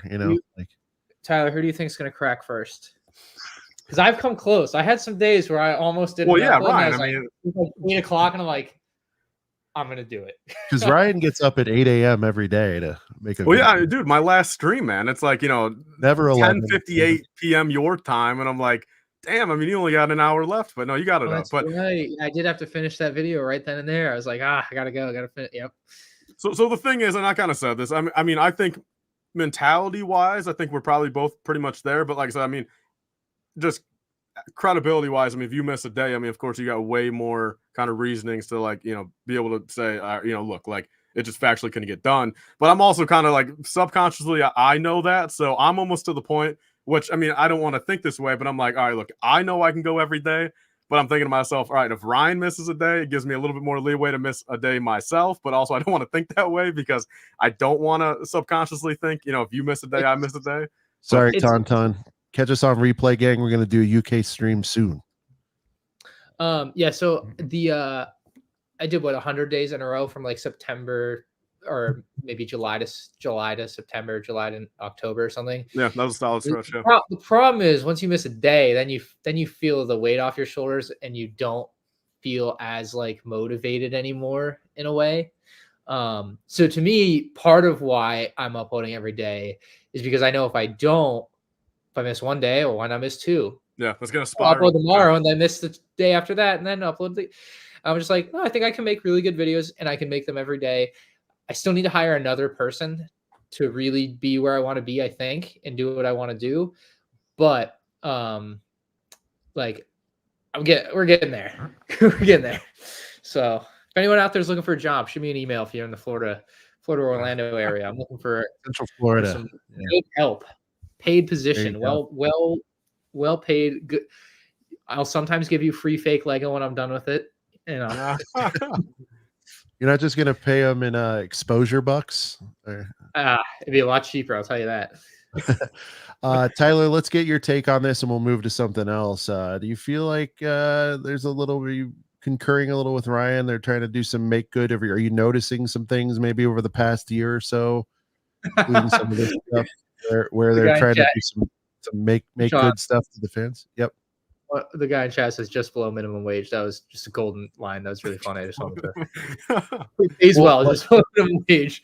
Well, it is, but hold on. Ryan said below minimum wage, but he's going to give you fake Lego to kind of bridge the gap. So yeah. That's like when you work at a restaurant, they pay you like $2 and then you get tips. Same thing. Yeah, he's going to give you tips, pro tips. Yeah. Go ahead, Tyler. Sorry, Tyler. Go ahead. Well, so I just got 2 things that have been kind of boiling up. First thing I do want to mention, and Ryan might remember this too. Back in 2017, Hans made the newest UCS Millennium Falcon, and he said in an interview even back then, and I understand this is all like on a subjective basis per designer. I mean, I'm not saying higher ups aren't telling him what to do, but I mean, he specifically said that, in an interview, he's probably partially joking, but it just proves that they don't always think about this. He said that, I mean, he didn't even build his original one he got, the original UCS Falcon, and he said to the guy, he's like, oh well, now I should have sold it last month because now it's going to be super cheap with the new one coming out. So a little something Hans said too. I mean, I just feel like these guys probably don't only think about value all the time. And then second off, I was going to bring up, I think value is so like irrelevant to what they create. Like, yeah. I really think it is. I think it's but yeah. I think when Ryan said the term like just following the buzz, I think that is probably a lot more than just following, price tags. Because bottom line of it, I mean,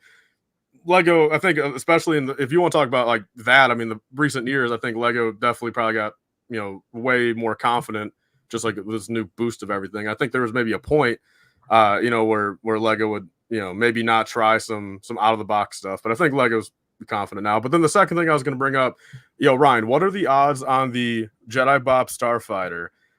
Just as a callback, and I wonder if they're going to go this far. You know how on the 09 Home on Mon Calamari, on the bottom of the box, it actually says like fan vote special edition. Fans Choice Anniversary. Fans Choice. What are the odds it's on the bottom of the Jedi Bob Starfighter? 0.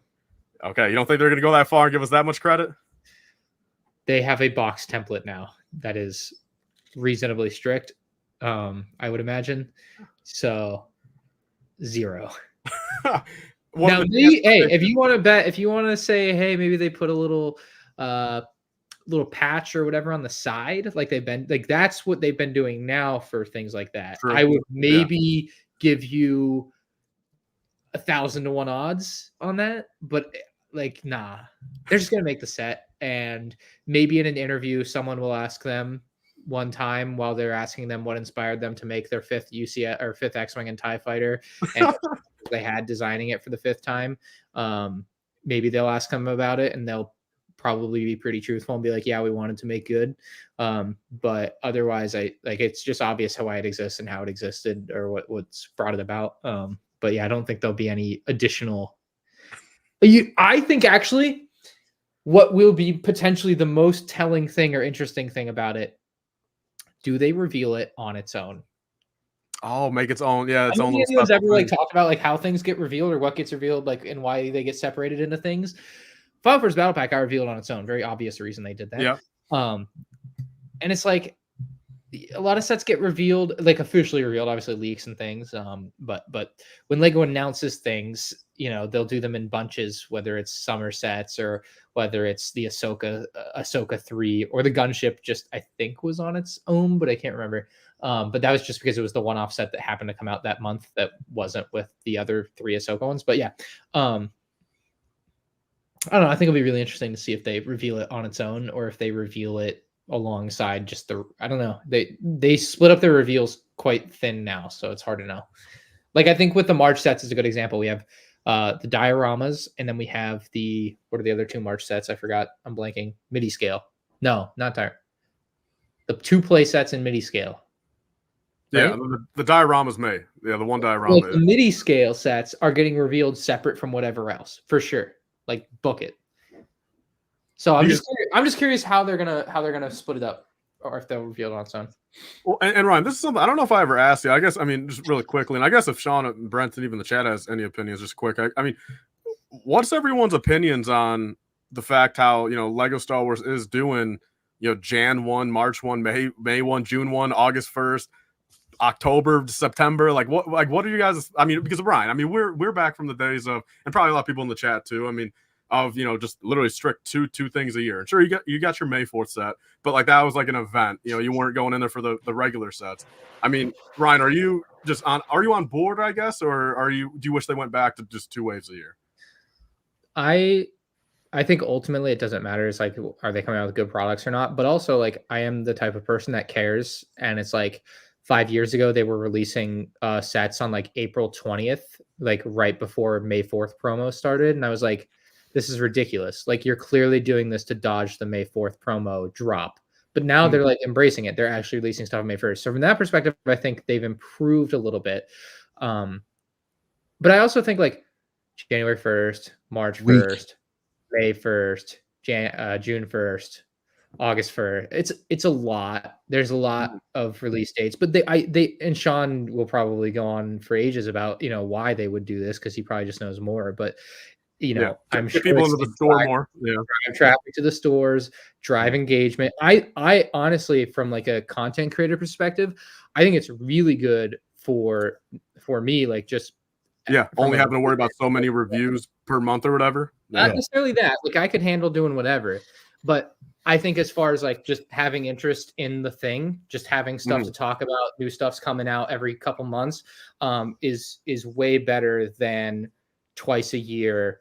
8 sets a year. As much as I look at it and I'm like, man, that January wave is sorry, and I miss getting 8 sets or 10 sets on January 1st. That was amazing. 2014 come back. But it's like, at the same time, as like a, you know, content creator, I think it is actually good for just general interest in the brand or product. Very good point. Yeah, very good point. Yeah, so I guess when you were saying what I would know about, just generally speaking, in retail, spring and fall resets are the 2 biggest of the year, and that's pretty much at every retailer except for, I would say, like club stores, your Costco's and Sam's. They're flowing in stuff. They don't really have sort of set schedules in terms of when they flow in new merch, because it's brought in on pallet. I can go on and on. There's different reasons for it. Highly seasonal. Like they'll have in and out programs, we call them, which is programs or products that are on shelf in store for only like 3 months. Like they just know this is spring, this thing's going to be in here for 3 months. If it sells out, great. If not, and this is what you start seeing with Lego, which is definitely a seasonal or at least semi-seasonal play for Costco. You start seeing around, what is it, December, when we start getting that wackiness at Costco and they start really bottoming out the prices on that. They definitely want to have all that stuff gone by Jan 1st, because they see that obviously as a gift giving idea. But typically, yeah.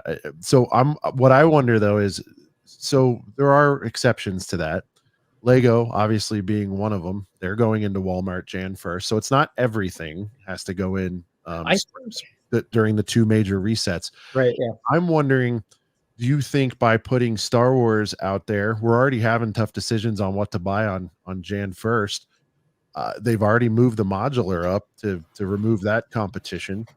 Do you think it's because they were looking at, okay, on Jan 1st, people were buying a ton of Star Wars modular and maybe not much else? And do you think they wanted to clear the runway a bit for Jan 1st to give it its own time to shine? I wonder if that has anything to do with it. I'm not sure, but no, I just kind of had a realization, like to some degree, I think that this year's sets could, so someone in chat said they wish it was January 1st, May 1st, August 1st. And I think Lego is settling into a thing here with Star Wars where they're going to have March sets too.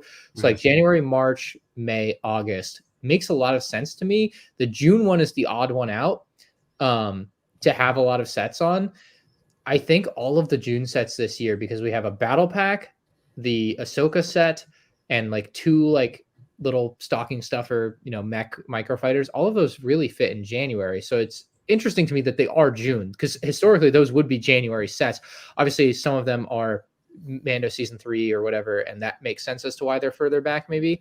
But I don't know. Maybe it is a 1-year thing where that June 1st is so big this year because of that, and they also didn't want to have the Rex up so close to the Venator. But then that doesn't make as much sense.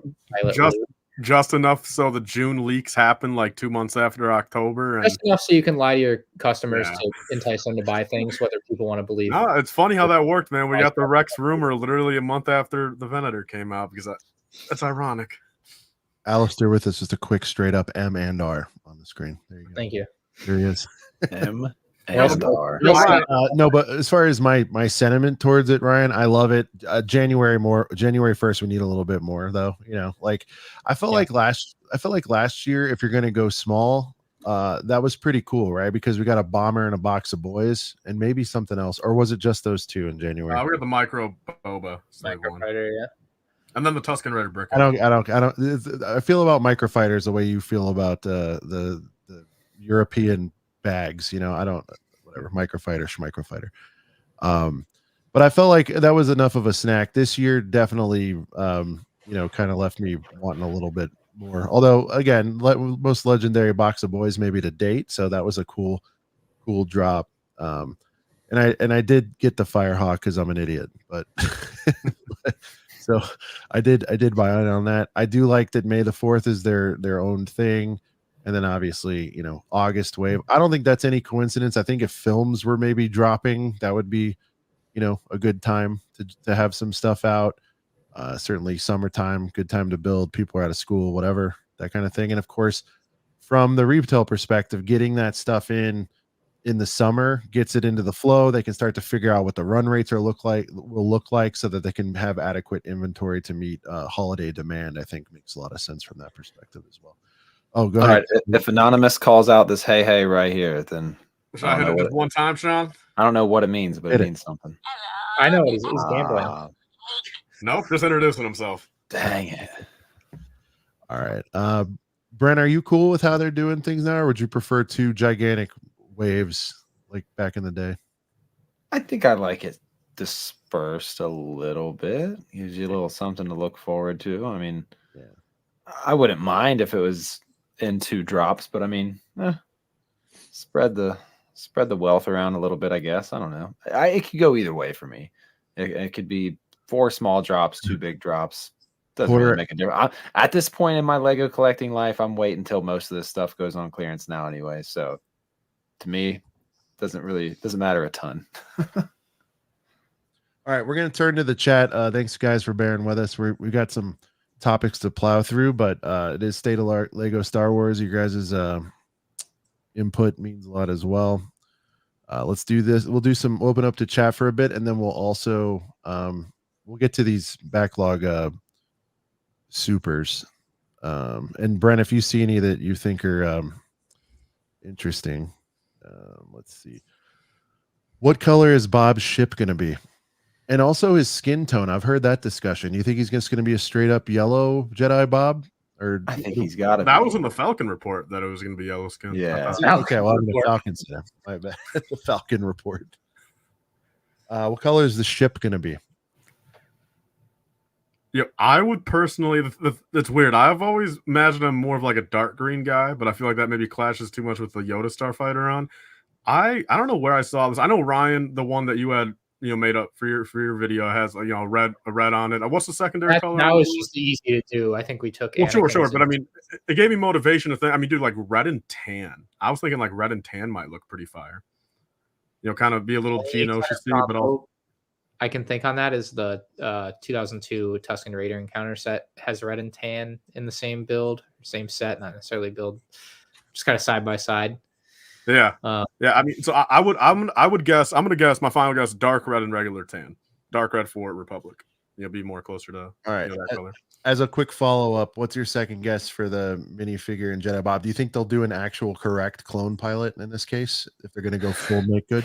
Then it'd be full. Yeah, circle. Ryan, you brought that up in your video, right? You were saying it could be that way to like fully try to mend that whole gunship thing by doing a pilot and Bob in the same set.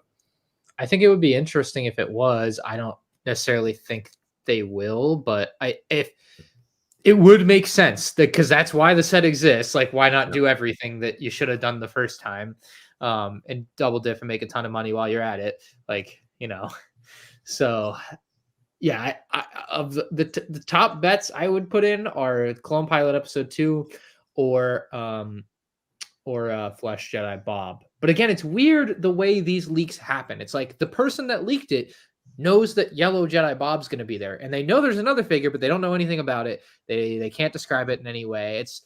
I always find that interesting. I always wish I could see what they saw to know what the holdup or what the confusion is, or why they know there's a figure but don't know what the figure is.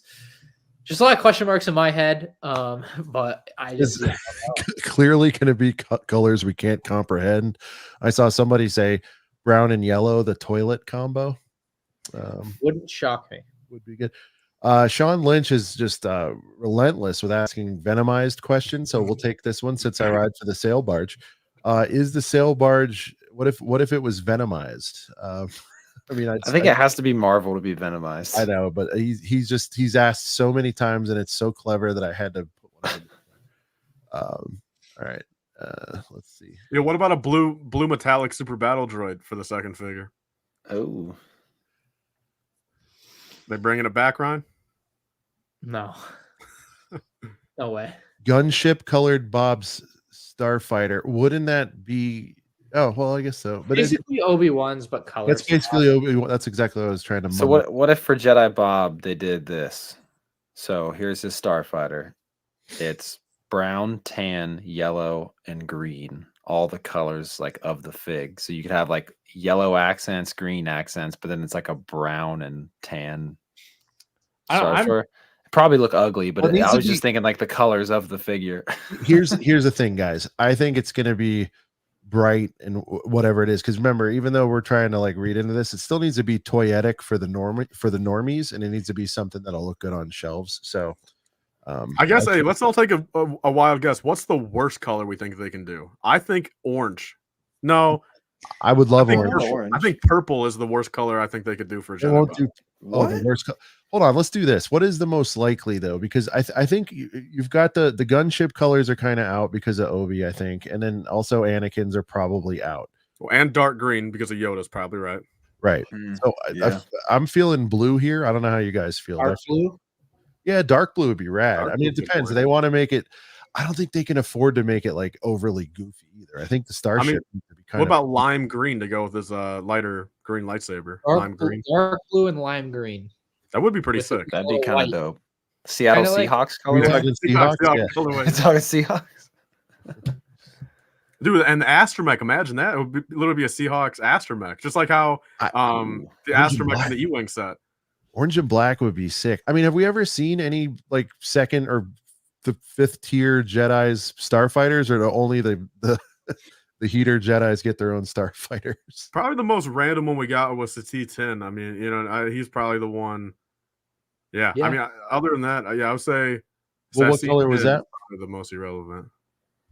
Green, dark green, gray. What if? Oh, dude, what if they drop? They wouldn't do that. Wouldn't make sense. But I'd say that'd be cool if they dropped the Anakin custom. But that wouldn't make sense because it's Anakin's. But something similar to that. Oh, but just Bob style or Bob color. Ooh, I would love that. That's blue and white, right? Yeah. I need to get that. It's already kind of out of hand, but it's not too ridiculous. I need to get that damn starfighter. It should be the color of the Bad Batch ship. Sand blue and dark. Dude, gray. lime green and gray would be kind of fire too. Yeah, I can see that. I'm kind of rocking with the lime color, man. I don't know because I think it matches his light green lightsaber. I'm gonna ride with that lime. I like lime because it reminds me of the bounty hunter chase from episode 2. That's that. Sorry, guys, I lost who asked the question. My apologies, but do we ever think? I'll just verbalize it. Do we ever think we're gonna get a lightsaber hilt series similar to? I think it would have to have the blade, right? I mean, because I think as a GWP that works, but like just to have a bunch of largely gray or black. I think it works without the blade because this is the thing. If they made a lightsaber set and it was, let's just say it's $50. If they add a blade, they're doubling the piece count roughly. So then the blade, it becomes $100. Especially if you Darth Maul's hilt, that's 2 blades coming off that thing. So I could see them doing a line that was just hilts, but I mean, I don't know. I don't know what they're. I mean, I think helmets are done, but who knows if they're going to continue something like that. I have the 2 G dubs and they're cool, but I'm like, it kind of ends there. I think but those are smaller than they should be. If they wanted to go down the avenue of like Thor's hammer to where you can like wield it, like you can hold it, yeah, it's gonna have to be larger than what they were. Because I mean, I haven't. You would know, Tyler, probably better than I would. You too, Ryan. The Bricker builds ones they make that are complete with blade. What do those go for? I know it's not really comparable, but 150 maybe. Let me look it up. Okay. Because if those are 200 or 300, those are life size, right? Brent, you agree though? It can't be like scaled down like a damn guitar, right? Because people are going to want to wield them. All right, Darth Vader's is 180. Luke is 180, so a little more than 150. Okay, so what do you think? What would you do, Ryan? You've gotten hired by Lego. You're not the CEO yet. I'm sorry, but like you're on the team. They say, dude, your first assignment is figure out lightsabers. What do you do? What do you price them out? I'd continue the hilt series at like $25. I'd make them like incredibly reasonably affordable. Anyone can collect them that's into the hobby. You're not creating another like $150 product every year. It's like super simple, kind of like the next step up of collectability from maybe brickheads and battle packs. No blade.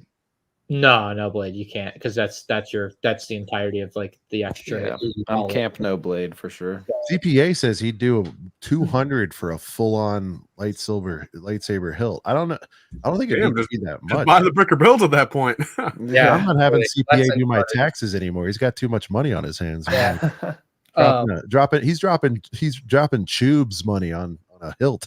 I would continue what they had, and I would make it available. I have no idea why they don't or didn't sell them, why they didn't continue it. It's just one of those things that, again, because Lego's ambassadors don't actually care about like they just don't care about any of it. They're just there because Lego picked them out of the air, picked them out of, like one of the Toy Story aliens. I've been chosen. So they don't actually ask pertinent questions that people want to know answers to. But it would be fascinating to know why there are no more lightsaber blades after 2 years of lightsaber, or hilts rather, after 2 years of lightsaber hilts, and or why they don't just start selling them, because it's a fantastic product that literally everyone wants and would buy. Don't bother asking that though. Let's find out what inspired them to make another TIE fighter and X-Wing, or what was difficult about it. No, yeah, Ryan. The more you bring up, the more I just realize, man. If you just, can you give us any hints for the future? No, they can't. Stop asking. I know, bro. It makes me cringe every time. You could sit them down for 60 minutes, even let alone 2 hours, and legitimately, have them, put them on the spot, not in a bad way, but put them on the spot with proper questions of, if they even answer half of them, I mean, that'd be incredible. I mean, yeah, there's a lot more questions. I had a laundry list ready, and Yo, Ryan, I guess really quick to kind of go on that. I mean, it just randomly popped in my head. I think when we were talking about the Death Star, I kind of thought about it. I mean, have you noticed? I mean, because you talked about it a little bit, I think it was pretty recognizable. I mean, although again, is there any merit to it? Probably not at the time. It was just all coincidences. But in the first 20 years of Lego Star Wars, 99 through 2019, there was quite a few, patterns that would happen with sets. I mean, in a sense, I mean, the MTT was, yeah. I mean, but it's hard to really tell a pattern every. So like I used to be a young dumb Lego fan, and the first ARC 170 came out in 2005. The second one came out in 2010, and I was like, 2015. They must be coming out. Yeah, the more I'm thinking about that, they were not a pattern. That's not how it works. That's only 2 of them. I guess you're right. A lot of those were only 2 of them, and we were just predicting a third. I guess you're right on that. Even the Death Star. I mean, 2024 Death Star. It's like 8, 08, 16, 24. But I guess two can't be a pattern. Yeah. What is it? What's the saying with death and taxes, Sean? Are you asking me because I'm old or something? Nothing is certain, but nothing's guaranteed, but death and taxes, something like that. Guaranteed, but I thought there was like a third thing. I was going to say TIE fighters, X-Wings, and Luke's land speeders, but bum. Like, I don't think a pattern exists for basically anything other than like there are some like slots basically where like you're gonna have a UCS set here, you're gonna have a UCS set there, as they've shown. Not even battle packs are sacred for January of every year. Like literally anything can happen, and your guess is as good as mine. We can all make educated guesses and look at history, but like at some point things change. They're not going to stick to doing something every 5 years for like an ARC 170. Like it's just not going to happen. That's not reasonable. It's not, it just doesn't make sense. So this is it. Sorry, it's death, taxes, and the Cowboys bowing out early in the playoffs. That's keeping their coach. Let's go, baby. I think it's insert your own clever third one.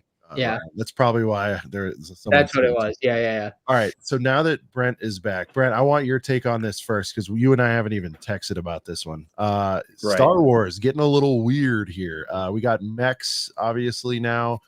The what if stuff we talked about earlier, and now we have this gem here, an X-Wing and TIE fighter, $110 combo pack. We saw it this year or last year in 2023. We're gonna have a TIE pilot, an X-Wing, Astromech 2 figs. Sounds pretty normy, but you can swap the wings for both the TIE fighter and the X-Wing. I don't know if you've seen or heard of this, Brent. Yeah. What do you think about this? Are you fired up for it? And what I'm thinking, part of a new thing. Have they finally run out of ideas? What are we doing here? What I'm thinking is that if you put the TIE fighter wings on the X-Wing, does that make the X-Wing an H-Wing? Technically. Wow. I mean, it's an H-Wing. I don't know. I'm just being dumb. I think it's cool. It's kind of weird if they're like pushing that as the play feature. Like you can take the X-Wing wings off and put it on the TIE fighter, and the TIE fighter wings off, put it on the X-Wing. I feel like that's just something I would just like do as a kid to be goofy, but I can't see it as something as being like a selling point. It's odd. I'm all for the 2-pack. Like I'm all for the 2-pack. Yeah. But yeah. Are we looking at a similar scale, Tyler? I don't have the piece counts in front of me of, I believe, the 20. It is about 100 more pieces than both of those sets combined, and it's about, depending on which price you're going with, the price increase price or not, it's $20 or $15 more than both combined for 100 more pieces. Okay. do we think scale is going to be altered? I'm just hoping the TIE Fighter is better. That TIE Fighter's bad. Yeah. The Like, X-Wing I thought was fantastic for the price, especially at the time. Yeah, X-Wing pretty decent for the price, but yeah, that I remember when that TIE Fighter first came out and like just building it for the first time. I'm like, man, like it's like the Krennic quote, like we were so close to greatness. Like it made me hate that the slave one and that sort of lineage even more before I even saw it, because I was like, oh, it's gonna be a little tiny little squirt. Yeah, it just needs bigger wings. Like that's the thing. The cockpit's fine. Like the build is fine. It's all fine. They just, to me, the wings needed to be just a little bigger and spaced out more too, I think. Sure. Well, because like when you see a TIE Fighter in universe, like the wings are massive compared to like the cabin. This barely has the H, kind of. Yeah.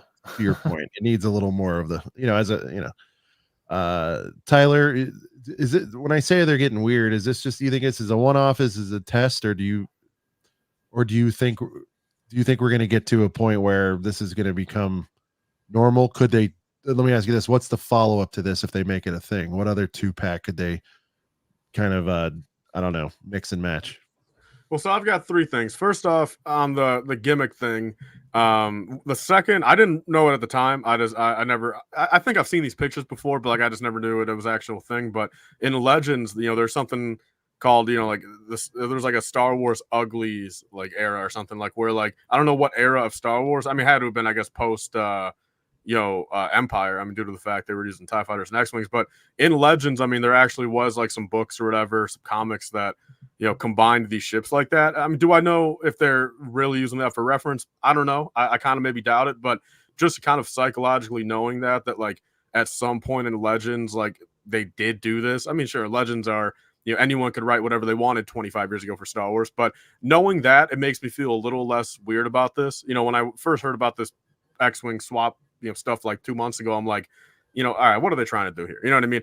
My biggest worry is just, let's hope they don't actually make the sets look different to help the play feature. Hopefully they worry about the looks of the set first before they worry about that. But so knowing it's from the Uglies thing makes me feel a little bit better about it. Second thing is just preemptively, you would assume they would say there's a Luke in there. If there's a Luke in there, I do like how they're not giving us a Luke, and hopefully there's some other cooler pilots in there. And then the third thing about this itself, I do wish, talking about kind of earlier, like with that Falcon, how it's a nice little kind of like intermediate or kind of intermission thing to have on shelves for maybe like a year or two. I think it would have been a nice change of pace if a set like this, if they would have given us like a New Republic X-Wing and like a TIE Advanced or something. Sure, we haven't seen those 2 on screen yet, but just to spice it up a little bit. All right, get this swappable stuff out of there, but just give us a no Luke, no named notable characters. Just like give us some like regular old, give us Carson Teva finally. And just make this the 2-pack for the next couple of years. And then, it's still technically an X-Wing. They've had all these other TIE Fighters on the shelf, and give us an advanced finally in the scale. And then, 2 years from now, give us, just go back to doing separate X-Wings and TIE Fighters. And, at that point, I'm praying they're back to being big like in 2018, But so overall, I mean, I can't really say this is necessarily a waste of a set. It was to be expected that they were going to come out with another TIE Fighter X-Wing. In my opinion, it's kind of crazy how it's like this quick. This would have been, kind of felt like more like maybe a January of 2025. Actually, this is not as fast as it happened last time. Yeah, because they were retired at the end of 2020, and then the sets came out 2020. Okay, there's at least like an 8-month gap here. Retired. Maybe it didn't. I can't remember. The orange one was on shelves. Maybe the last X-Men was a year apart. No, I'm not counting all the Resistance ones, but yeah, we're talking just a regular Rebel. This isn't the worst offense ever. 18 was the last Luke's one, right? Or Red 5. Yeah, but I don't remember if it went at that point. It had to have gone all of 20. Right there, 2021. What was that, Ryan? The 2021's right there, Sean. Unless you're talking about prior to that. I was talking about prior to that. Sorry. So yeah, we're just wondering, did the 18-1 retire at the end of 2020 or like the end of 2019? That one was fast. That had to be. That wasn't around in 2020. I know that. It must have been the year and a half end of 2019 retirement then. That must be because they did come out with the orange X-wing in January of 2020. When I started getting into it, the orange one was on shelves. Whatever that. Okay, I walked away from it, so I'm not sure if you guys discussed this, but I've said it a bunch of times, and it's in my video tomorrow, obviously again. But this set, in my opinion, exists for one reason. Star Wars Rogue Squadron is a movie that was gonna come out like a month ago, and it got canceled. But Lego being Lego, they were going to develop a TIE Fighter next thing anyway, obviously. But they probably made this set as a tie-in for that, and then went ahead and didn't outright cancel the set because you're going to release a TIE Fighter next thing anyway. It's not like it needs to be a movie-specific thing. And so that's where this is from. I've been steadfast on that. It's just what I believe. So you think that's also maybe where it leads into the fact of like no Luke in here, and like it might be some more like kind of just like obscure, more kind of regular pilots and stuff because it was based off Rogue Squadron that probably would have not had Luke in it. Yeah, I hope so. I'm hoping it's something fresh. I think it'd be super fascinating to get figures that otherwise wouldn't exist. Period. Like literally canceled movie figs would be kind of cool. Movie characters. Ooh, I mean, that would be sick. That would be crazy. Okay. So it says it has 5 figures, right?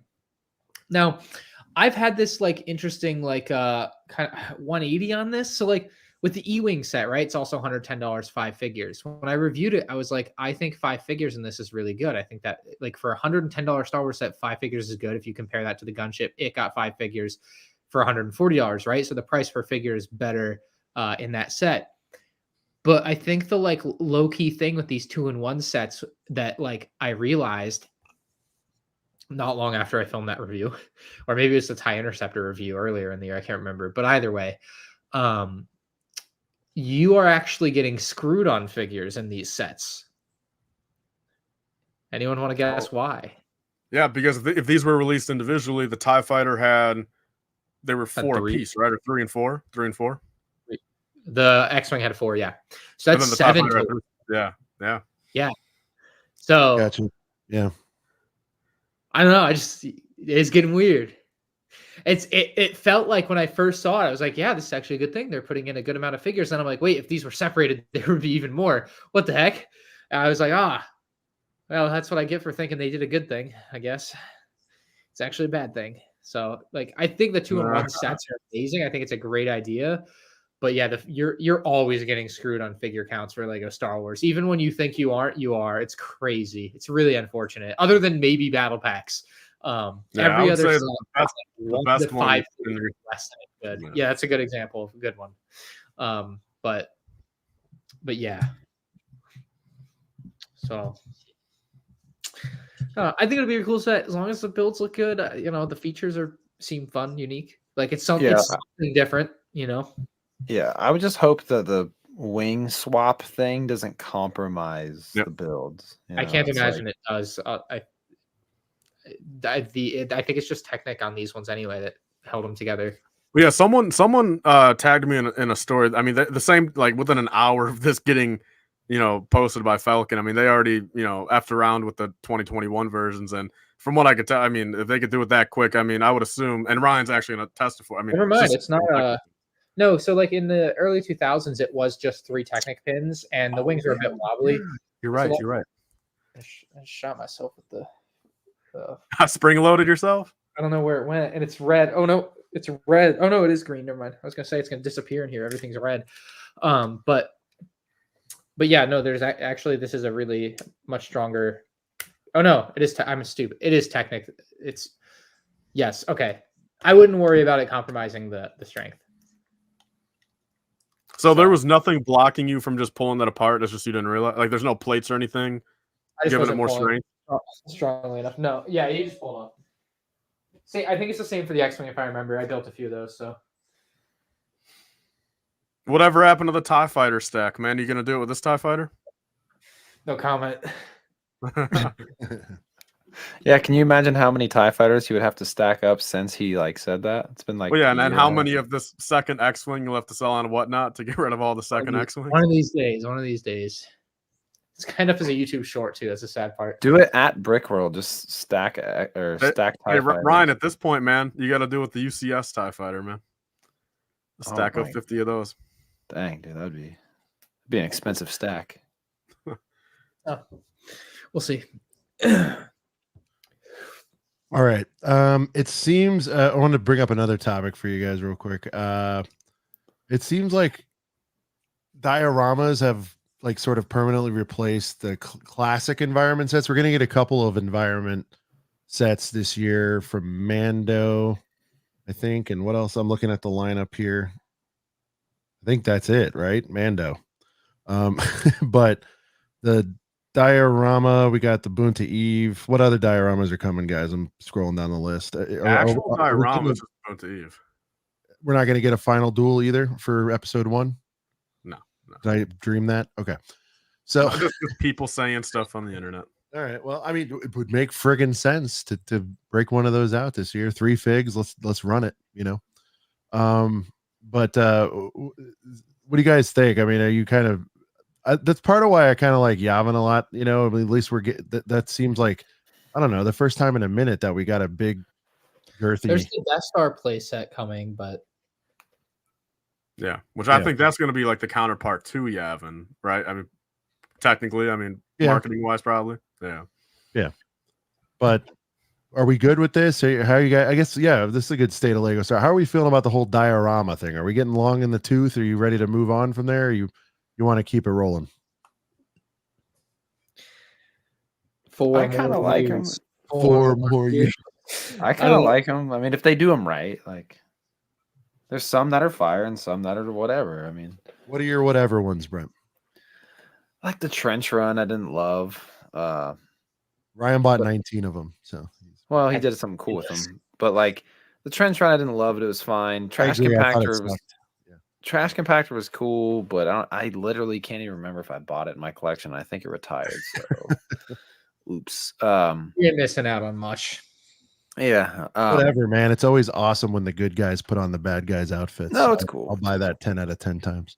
Well, that was typically that was the first time in a while like a Lego Star Wars set retired, and I wasn't like panicking and like trying to find a good deal on it. It's like I realized that retired, and I was like, you know what? I don't feel like I have this huge need to get it. You know, it's okay to, I think, let that one slip away. However, Dagobah, I like Dagobah a lot, but I'm biased. Yeah, I don't know. They're fine. I like Endor, but it's $80. It's way too expensive. Oh yeah, Sean with a good point here. The Tantive boarding that is going to be a scenic or environment set, right? I guess I was wrong on that. Yeah, Dark Trooper attack style. Where super attack style, yeah.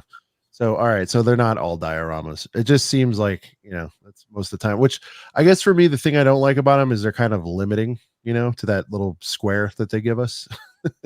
Yeah, which I mean, Sean, to kind of bounce off that square point, I mean, it's strange for me. It's, you know, there's part of me, you know, as a Lego collector, you know, having it in such like a concise square like that, or rectangle, I feel like I have appreciated, you know, the fact of being able to put them easier like on a shelf, you know what I mean? And kind of just like being able to put it there, have it only take up a certain little regular dimension, you know, not like Palpatine's Arrest where it's kind of all over.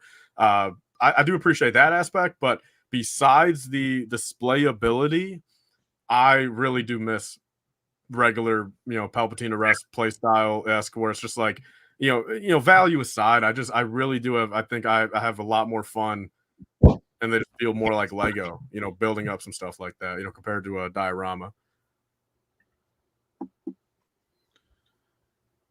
Yeah, I'm with you. I think because for me, I missed all that, so I'm not getting a lot of that right now. You know what I mean? Unless I want to go down retirement alley and everything. At least crazy. Dioramas though, like it's much easier to put that on a shelf, or like know you have space for it, because it is a certain amount. Like a lot of play sets, like you have separate builds and figuring out all that. So I mean, if they were to do Palpatine's Arrest, like it's going to be a diorama now, right? I mean, that's I hope not. That's the problem, right? And then probably will be. Yeah. Also, I was just seeing something here. I did see a little bit. What can you guys tell me about the Death Star conference room? What's the story on that? I've seen a little bit on it. Is that diorama, or is that going to be a little? Well, that's the Yavin. Yeah, Okay. you haven't kind of counterpart. Counterpart. Okay, got it. Okay. There's going to be like a bunker, a playset, a base. I mean, whatever they call it. I mean, they could call it Death Star playset, but it's basically just going to be like an Imperial with like 8 Imperials in there, to get Imperials in it. Got it. Okay. And then what more, if anything, do we know about the buildable creature? Nothing. With the Leia. Tyler, what do you? Well, if we don't know anything. The only thing I heard, man, I mean, like this was again 2-3 months ago, was the fact that multiple eyes, as in not 2, like as in like 3 or more. Like that's all I heard. I mean, I don't know. I mean, it sounds like it's going to be a creature. I mean, that's the creature part is coming from a lot of people. All right, and to kind of bring up Brian's point, it's just very strange how. Again, most likely all these pictures have prelims out there. That's how any of this information even exists. And to kind of bring up Brian's point of like, don't forget last year the parts thing with the way it was just parts on a page. Oh yeah, that would start. Yeah, I mean, but that's fig related. I mean, but I'm talking about like so for the creature wise, I'm thinking like, all right, look, if it's a creature that anyone knows. That's an old creature. 2 eyes, 3 eyes, 7 eyes, whatever. If it's a creature that has been in Star Wars for 10, 15, 20, 40 years, I mean, how are you about to just not be able, like, how are you just going to be able to say some creature? Like, that's what makes me think, like, I mean, if it's some weird 3-eye thing, I'm like, is it possibly something from Skeleton Crew or Acolyte? That's what that's where I'm kind of leaning towards, because if it's a notable creature, I find it very hard to believe that that's the one piece of information pretty much that is just non-existent that we have. Beats me. Kind of a last topic maybe, or I don't know how many more you got, but let's do yours. I've got one and Brent's got one, and we'll do them 5 minutes each. Go. The death of helmet sets. How do we feel? All right. Yeah, let's talk about it. The death of helmets. Any opinions, hot takes? I feel like there's a few left on the table, like Jango Fett to match the other main Mandos would have been nice. Kylo Ren would go nice. Like a Target exclusive Royal Guard.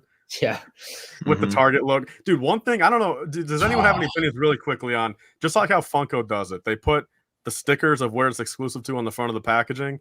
I mean, you're telling me you wouldn't want a Target exclusive sticker on the front of your Target exclusive Royal Guard helmet? I mean, I would. Oh, the little red on red crime. I like that. Yeah, that's where I'm going. Yeah, I mean, I would love you'd have to have a little white because you'd have to. Because they already do. Think about it, they already do different box arts for European and the US. Because I get it, Walmart and such like that. Home Depot. They're not in London. You don't have a Home Depot over there. But if they're going to do, but if they're going to do a Commander Cody, exclusive brickhead to Home Depot because it's orange. You would think, I mean, put the logo in the US version. It's already different box art.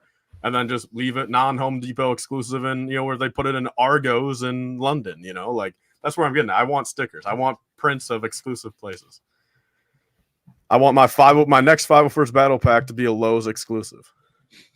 I just want Ryan to get one with the sticker. And then when it comes to him in the mail, the sticker's like messed up. Oh, the worst. The sticker, peeling already. Yeah. And then he'll just go in a 5-minute tirade about the sticker integrity. That's the only reason I want stickers. $1 billion company. There you go. See, here you go. He doesn't blame UPS, doesn't blame the reseller that got it for him early. It's purely Lego who did that. No, dude, don't tease me with Royal Guard. From the moment I saw that line, I was like, dude, like, all due respect to Bash, I think it's underrated. I'm sorry, I just do, and I know I'm an old head and all that stuff. I think people are going to be maybe sad they missed that at some point in their lives. Royal Guard, you could get 2 Royal of Guard them could have been. That said, I would have. That was the Jedi, right? For last year, that was the Jedi set. A Royal Guard would have been so sick in that slot for sure. And to Brent's point, you could have bought. Well, I guess that's Praetorian Guard that we saw like 6 of, but yeah, Royal Guard. I guess we never. There's always 2 Royal Guards. Yeah, there's only so yeah, you can buy. There's always like a pair of 2, like they're by the door and shit. Yeah, and Sidious is like, gods leave us, and they like. Ryan, do you remember that brick built Royal Guard helmet that like was in like the back of like some like designer interview from a couple years ago? That I never bought that. I remember exactly what you're talking about. And I never bought it. It was coming out for a second. People jump on that kind of stuff. It was way too blocky. I remember it being like purely brick built. It felt like it wasn't like really helmet style. It was like a I can't think like Darth Molly. I can't think of a bigger travesty than that Dark Trooper helmet. I mean, I would have replaced that with 7. I know why they did it. Not even a helmet. No, these bastards. They're like, we won't do C-3PO because it's a droid. No droids. We won't do droids. Okay, Dark Trooper, cool. Like, get out of here. They could have done a Bo-Katan, man, if they're gonna do a Mando season 2. Yeah. There's a lot of characters left, but I guess they just. I mean, even just like. I mean, go like Box of Boys style. Give us 2 a year or something, or 1. You know what I mean? Like, would it kill them? I mean, it's just. And look, why do we think they're getting out of it? They must not have sold, right? Is that what we're deducing here? At least I think there were some dogs out there that didn't sell that dragged the whole thing down. That's what I think happened. Obviously, if they were gangbusters, they wouldn't have stopped the line. It's not because they ran out of ideas. I hope, although some of the decisions they made makes me question. Like, yeah, I mean that was cool, but well, you know what? I don't know if I was responsible to pick between that and the Royal Guard, what would I have picked? They're like, your ass is on the line if you guess wrong. They don't fire people for that. No, if you do it enough, they will. Sure. I mean, they could have easily done like the marketers, not the designers, Ryan, but the guys who tell them to make the sets. Oh, Lego doesn't fire anyone for like reasonable reasons. Oh my God. I've seen it. I don't wish upon you boys to be in some of these boardroom situations that I'm in, but trust me, they don't get fired like on the spot, but all of a sudden they stop showing up once they've made a couple of big gaffes and guessed wrong on stuff. Anyway. But yeah, Death of Helmets, I'm bummed for sure. Like, it seems, I guess we're talking about Midi has kind of taken that slot, maybe, perhaps, but it does open up possibilities. The ultimate Lego Star Wars product, by the way, just so everyone knows. You're saying that. We'll see how it does this year. Falcon obviously is going to bring, you say it best, Tyler, was it the normies drive the bus? I think that's going to definitely appeal to a lot of folks that are rookies or normies or ultra casuals will get that Falcon, I guess.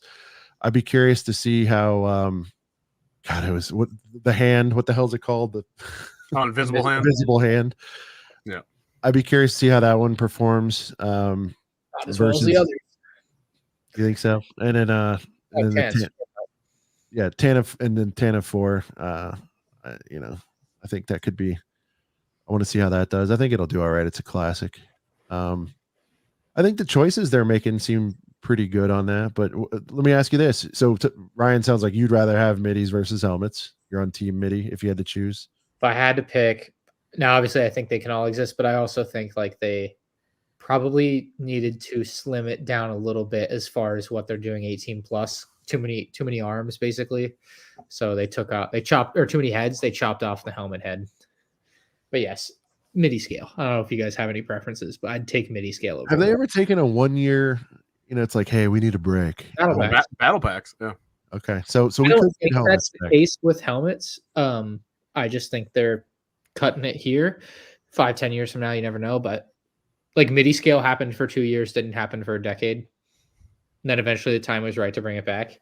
So, Tyler, I don't even need to ask you. Would you buy this right here? This Amidala Boss Nass mech combo pack?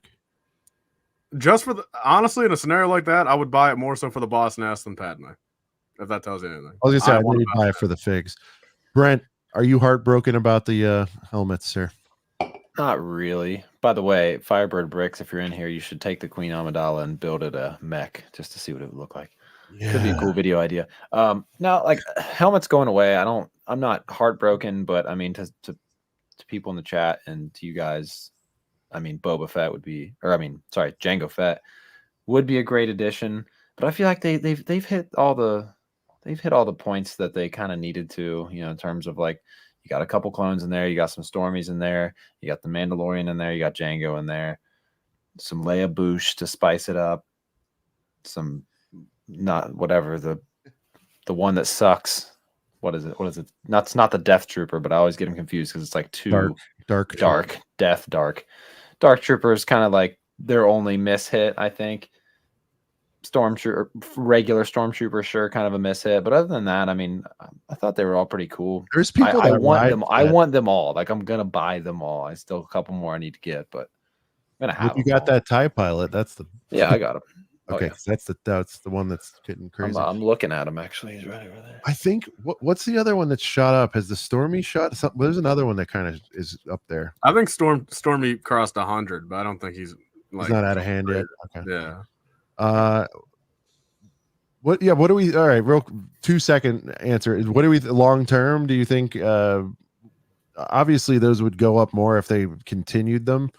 I think, right? Especially people getting into it now, they go up a lot more. Do we think these are all going to do well aftermarket wise if this is it, or because the series is over, it won't do well?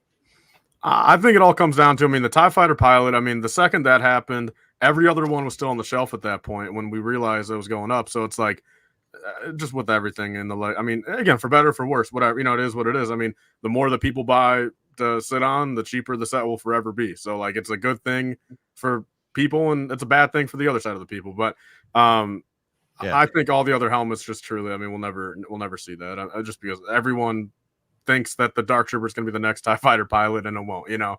And the Scout was awesome. Scout was good. I know there's problems, but I thought the Luke helmet was badass too. Just because there's a Luke helmet in there. Yeah, I forgot. Yeah, I got 2 or 3 of those now, so that one I really liked. Anyway, okay, so that's Death of Helmets. Brent, you had a topic you wanted to bring up. Yeah, let me see something really quick here. I'm gonna screen share something. I'm just gonna make sure that it works. Okay, you guys let me know. You guys let me know if you can hear this. I'm gonna copyright strike ourselves. No, it'll be okay. Let me know if you guys can hear this. No, I'm gonna do it. I'm gonna copyright us for showing our own video. Hey, don't worry, Sean. AMC might copyright you. That's Brent. Okay. Could you guys hear that? Yep. Okay. All right. Cool. A lot of legends in this image here. Got Macro. Butt Chop. Hey, you're muted. You're muted, Brent. Sorry. Only reason why I'm muted is because like it's weird. Like when I screen share a video, it still plays through my laptop, so I didn't want it to echo. So that's not what I'm sharing. What I'm actually sharing is right here. Which, by the way, guys, if you're new to the channel, go watch our Beef with Brixie series from a couple of years back. It was pretty funny. He owed Brent $2, and we got it back from him. It was pretty funny. All right, Sean, I threw a little something together. Here we go. Oh boy.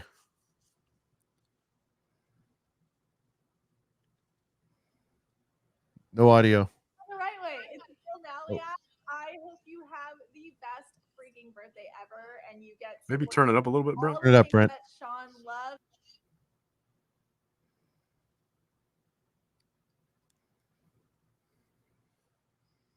Hey, Sean, the right way. It's your girl Nalias. I hope you have the best freaking birthday ever, and you get spoiled with all the things that Sean loves. Little Litos, maybe some Kendall Cole's cash, some Lego, maybe even a new pair of flip-flops. You never know. You never know how things are going to go today. But I hope you have the best day ever, and I cannot wait to see you again. And I'm so grateful to have you as the big brother I never knew I needed and an awesome friend. So I'll see you soon, buddy. Sean, happy birthday, man. I hope it's a great one. I just wanted to say that I appreciate you and everything you do for the Lego community, especially through ACOB. So make sure you treat yourself to a box of boys to make the day extra special. What's up, Sean? It's Maddie here. I wanted to say happy birthday and thank you for all the many hours of enjoyment you give to us on ACOB every single week. You're one of the funniest guys I know, but also one of the most genuine. I know you'll always say exactly what's on your mind. You're not going to be doing stuff for clicks, and I really respect that. I know there's no Blue Mountains on here, but it is a Mountain Dew. So here's to Sean. Greetings, Sean. TJ here. Just wanted to wish you a very happy birthday. You're an amazing member of the Lego community and an all-around awesome person as well. And I hope that your day is an absolute heater. What's up, Sean? Just wanted to wish you a big happy birthday from your friendly neighborhood collector. Hope you have a great day. Hope you pick up some new boxes of boys. And just hope you have a great time. Happy birthday. Hey, Sean, I heard you're getting a little bit older today. Sorry to hear about that, but happy birthday and 15-cent wing gang all day. What is up, Sean and my ACOP family? It is the Lover here. And Sean, I just wanted to wish you a very happy birthday, man. Thank you for all that you do for the LEGO community. Every time you join a live stream or walk into a room, you really just light it up and you make everybody laugh. And it, of course, is always a good time with you around. Thank you again for all that you do. I hope you have the best birthday, and I cannot wait for many more years of memories, especially at Brickworld Chicago. Enjoy the rest of the show, and have a great birthday, Sean. Sean the right way. Woo, man, Box of Boys' birthday. Oh, my gosh. Yeah, I really hope you got a girthy gift. I hope you're having a great birthday on this freezing-ass day, man. But seriously, Merry's the birthdays. I appreciate your friendship. Much love, man. Peace out. What is going on, Sean? I just wanted to drop in and say happy birthday, man, and have a great stream. I'm out here at a Walmart, of course, in Tantive. A lot of these, looking man. for Lego Damn. deals, and I just thought today might be.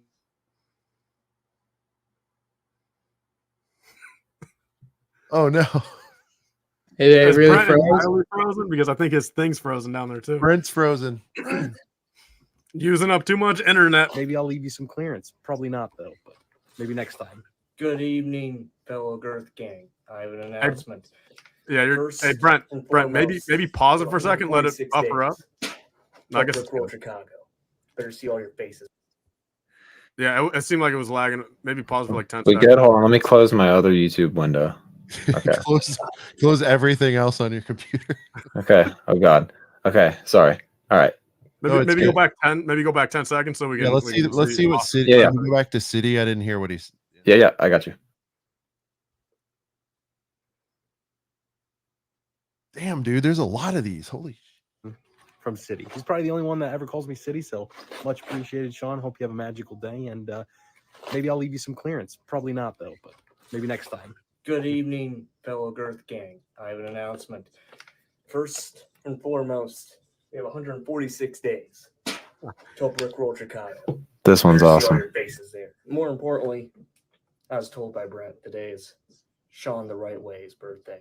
Sean, just want to say thank you for all you do for all of us here with the Girth gang. And your show you and Brent created, ACOB, means a lot to a lot of us. It's bringing us hundreds upon hundreds of comedic relief, laughs, and times of hardship. And it's just, a nice cure for that time of hardship. It's got me through a lot. And gave us a box of boys for your box of boys. That's an accomplishment. And Sean, here's to you, my friend. Don't know how old you're turning, but here's to however double that. 28 years old. And cheers. Whoa. What the? Damn. Hello, guys. Brick Clicker here. Just popping over to wish Sean the Right Way a very, very happy birthday. Sean, I hope you have a great birthday. Is that actually him? I hope you get to build plenty It's of Brent. boxes of boys. I really like what you guys are doing over here on a couple of brickheads. It's a fantastic show. Hopefully one day I can make it on. And remember, guys, keep clicking. I'm bricking. Bye-bye. Hey, Sean, it's CPA here. I'm sure at this point in the video montage, your jaw is on the floor. But come on, go ahead. Pick that jaw up off the floor. Happy birthday, man. It's got to be 30th birthday because you certainly don't look a day over 30. But I hope you're having a great one. And I hope you're enjoying this time here. You're basking in the glory of everything. You certainly deserve it, man. I hope you've had a wonderful birthday. And I know this is going to be one of the greatest shows we've ever seen. So, Sean, happy birthday, eh? 87 years old. Big old number, eh? 87. All jokes aside, happy birthday and have an amazing day, all right? Hope it's really girthy. Hope Full Price Jones brings you loads of presents, all right? And I hope that you get all the Lego sets and all the pampering you could want all day, okay? For us over here in the UK, from all of us here in the UK, I wish you a happy birthday. We love looking forward to seeing you every single week, whether that's on pre-play, replay, or live during ACOB, okay? You are an icon in the Lego community. Everybody loves you. And from me and everyone else in the UK, I hope you have an amazing day. Happy birthday, bro. Legend. Sean, a very happy birthday, my friend. I wish you and your family nothing but the best during this time of year, especially while this whole country is frozen.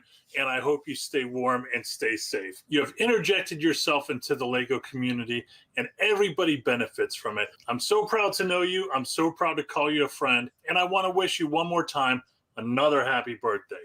Go out there and get it. Yes, he did the catch. Yeah.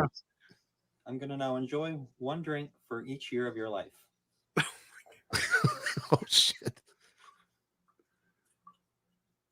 Oh, boy. Yeah, it's going to be all the way to the top. No. All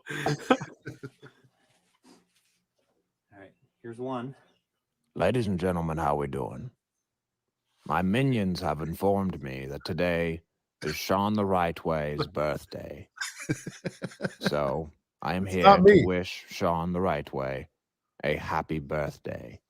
Now, Sean, any of that birthday money you get, don't you dare spend any of it on a single brick of clearance Lego. You hear me? I don't care what Stud City tells you. I don't want you to buy anything on clearance. Never. Anyway, Sean, I hope you have a very happy birthday. Full price. Out. What up, man? Happy birthday, Sean. You could be doing absolutely nothing right now. A dream that most fathers have on their birthdays, but you're here. Keep up that grind and hustle. That's why I respect you, brother. Happy birthday. I miss you, buddy. What's up, boys? Happy birthday, Yeah, Sean. thanks. Hope Yeah.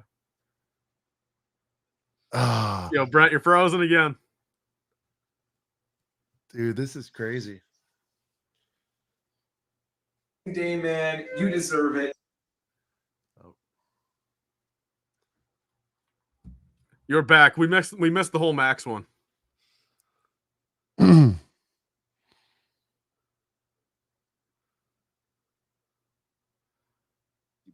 What's up, boys? Happy Hi, with birthday, the quality Sean. always. Hopefully, I could jump on the pod for the one time, miss both you and Brent, and then tonight just pound a couple more Coors lattes and make it a good one. Happy birthday, Sean, from Richie here at Our Toy World. Have an amazing day, man. You deserve it. Keep on being awesome.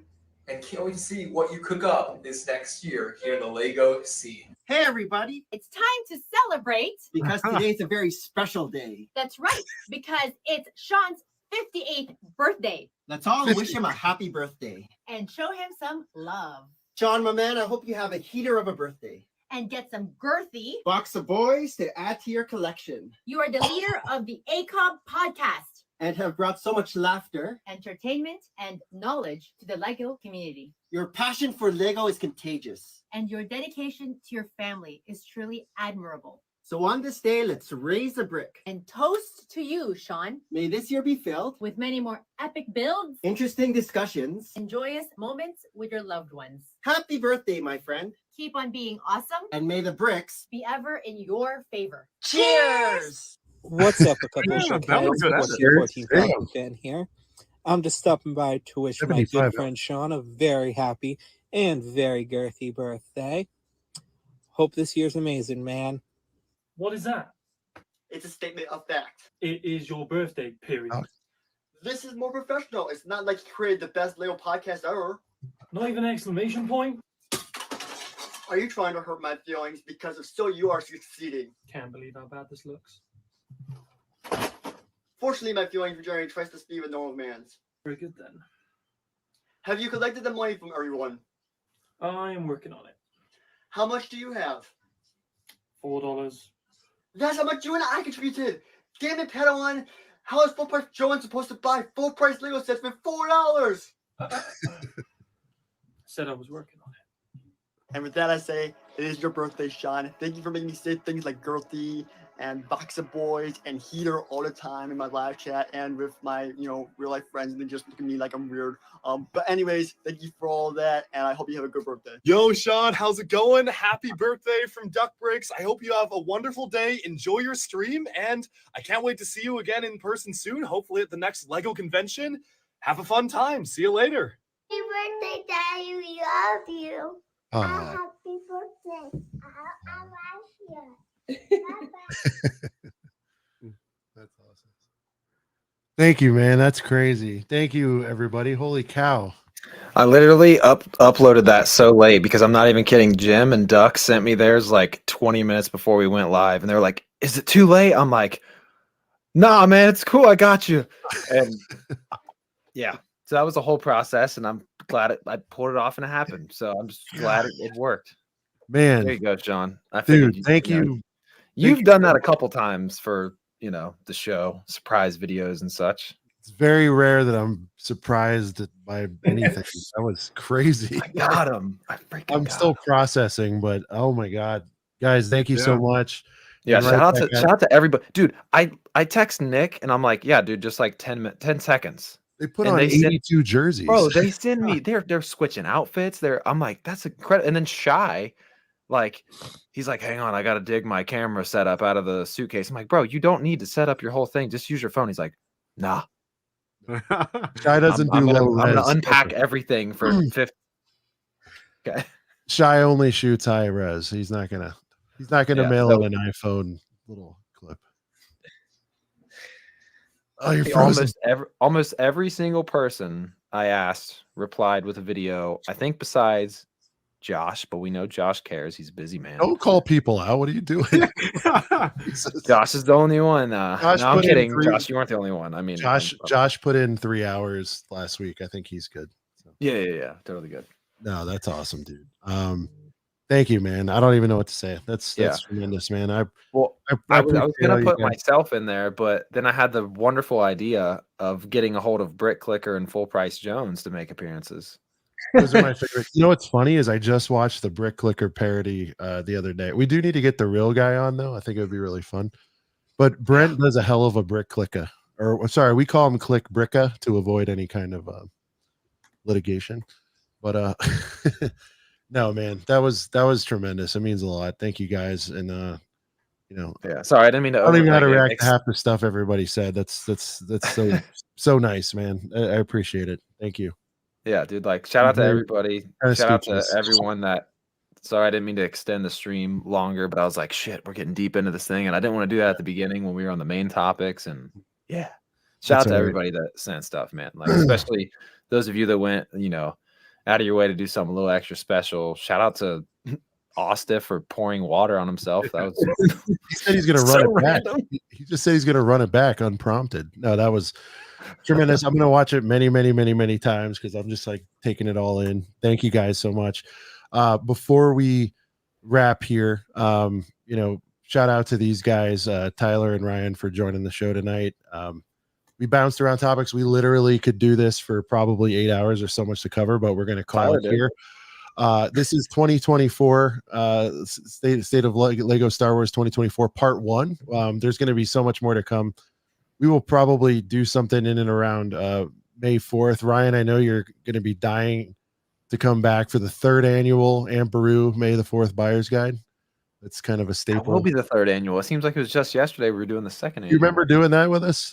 The Amperu's Buyer Guide? Yeah, I remember the Seems like- name. Hard name. That's to a get. 1 hour show. You'll enjoy that one. It's very brisk. I'll have to get together like a outfit or something for that. The Amperu, yeah, we have it. We'll figure it out. But anyway, that these Lego apron? guys You will be just put it back. on. I know we left a lot on the table, but I feel like we had some good stuff on this, and I appreciate it. One thing that was left on the table that we're not going to cover tonight, but seriously, the thing I'm most hyped about for this year is the sail barge. There's no question there. The Sarlacc pit, nice appetizer to it. I just wanted to get that off real quick. I am stoked. Ryan, you saw I left on your video. If I can figure out I'm probably going to spin up a second channel that's purely dedicated to the sail barge. And we're already working on merchandise. Barge Boys, it's coming. Barge Boys. We're gonna have Barge Boys tees. It's gonna happen. The way you No, wrote it for has to be a tank top. It's a very specifically summer vibe. It's Tank gotta be a top. tank top. we'll do. Barge Will you Boy. wear a Barge Boys tank top, Ryan? I would buy. Yeah, I'd do I can it. see him hooping in it. I'll send you one Gotta if you bring wear back it. some Saturdays. I'll send you one as long as you wear it. I think it'd be funny. We're still gonna figure out what it looks like. It'll probably have who you figure on there, but Barge Boys, that's gonna be my next thing. We got to get ready. I like that. Ready for the summer, the Barge Boys. But yeah, lots of coverage on that to come. That's what I'm most stoked about. We didn't quite get to it, but yeah, guys, thank you so much for your time. Thanks everybody for being so helpful to helping us do this little thing. And yeah, we're here each and every Thursday. And to the Girth Gang, thank you so much for your support. We're going to be spinning back up Figonomics. I know we took a little bit of a break on that with the holidays and all the travel and the madness, but hopefully we'll be back to a couple of shows a week. Any closing thoughts, Ryan, Tyler, on anything? I finished my thumbnail that I was working on, so Oh, nice. happy with that. But See, Ryan does stuff. It's good. It's good. It was a good evening. Happy birthday. I don't think I got asked to do the video, so. Well, I didn't ask you because figured you were going to be here, and I asked Tyler, but then I was like, well, you're going to be there, so I guess never mind. And then As soon as I saw it, I was like, oh no, did I not like read a DM? Which is no. I mean, I knew we were going to be, I was going to put myself in the video, but then I'm like, you know what, whatever nice things I want to say about Sean, I can just say it on air, but let's take it a little farther. And how about we just, we get a hold of Clickbricker and Full Price Jones and see if they want to get in on this. And they were totally down. That's crazy how you did Full Price Jones. No editing at all. That's completely. I don't even know if Ryan's ever heard Full Price Jones's voice, but that was exactly it. That was crazy. Especially when I hit it with the full price. Yeah, you even did the digitize. Oh, it's not digitized. He's a real person. Well, my favorite part though is when I said, I only did it like 5 takes and it was all good. But like when I was like, my minions have told me that it is your birthday, because Full Price is always talking about, I'm going to take these sets home for my minions to build, and I'm going to take the figs. And by the way, that was not Brent. It was actual Full Price Joe. He's a real person. And see, I was sitting here while he was doing that. It couldn't have been me. Babu Frick. I mean, Tyler, what any closing thoughts? I know we didn't go 8 hours like you're used to, but any closing comments on tonight? Well, first thing I'll say, I mean, I think before we close, I think there's a couple super chats, Sean, just so you know. I was gonna hit those on the way out real quick, Tyler, if you want to finish.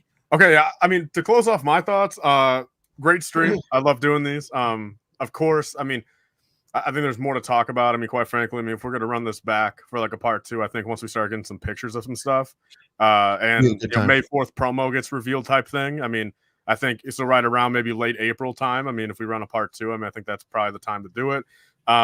Other than that, I mean, again, I love doing any ACOP stream, but of course, when it's predominantly Star Wars and we're not mixing in Harry Potter and stuff like that, I definitely have a much better time. So tonight was awesome. You love Harry. Happy birthday to Sean, of course. And yeah, I mean, that's my thoughts. I mean, yeah, shout out to everyone. I mean, I think we had like 400 people here for a while.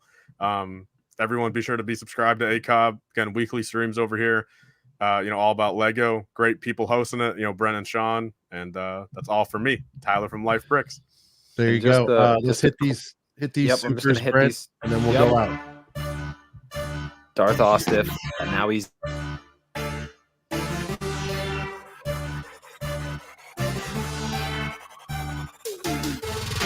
I gotta take these donos and get Brent some internet. All right, I'll take. Yeah, he's back. Awesome. Thank you so much for the 501. I'm gonna move to the next one. I don't know what's going on with my internet, but let's finish this show before I lag out. Boda Bricks, thank you so much for becoming a new member of the Girth Gang. We really appreciate you so much. Will coming through, money collected for that $199. $199 coming through from the legend himself, Padawan HQ. Ostiff coming through again with another $5. Dude, you gotta, I'm telling you, man, you need to buy some boxes. Settle. Padawan coming through with a box thanks, of boys. Man. Thank you guys. Just It's for Sean's crazy. birthday.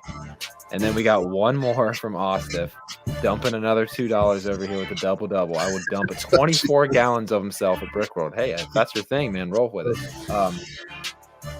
And yeah, I was gonna put myself in the video saying nice stuff about Sean, but guys, I can't really be more thankful for Sean. If it wasn't for Sean, if it wasn't for ACOB, I would probably be completely erased from the YouTube space because I got busy with life. But because of ACOB, I am still kind of around, and it's awesome. And I appreciate Sean very much. And that's why I put together a 10-minute video of people saying nice things about him.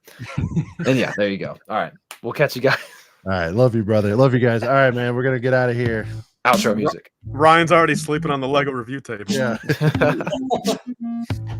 What a ride.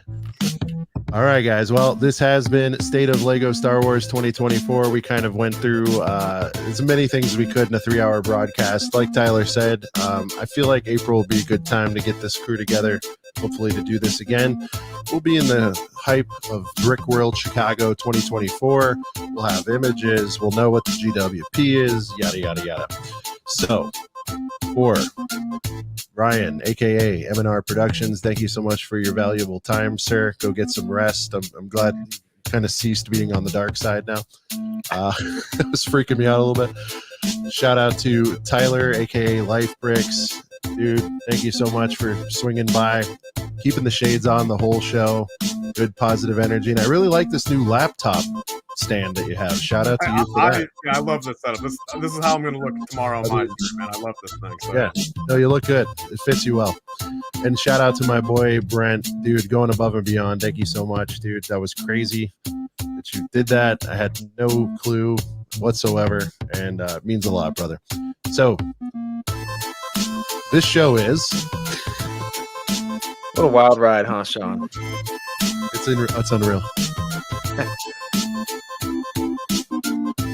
Ooh, Ryan's looking extra spooky. Ryan's getting extra spicy. Damn. This has been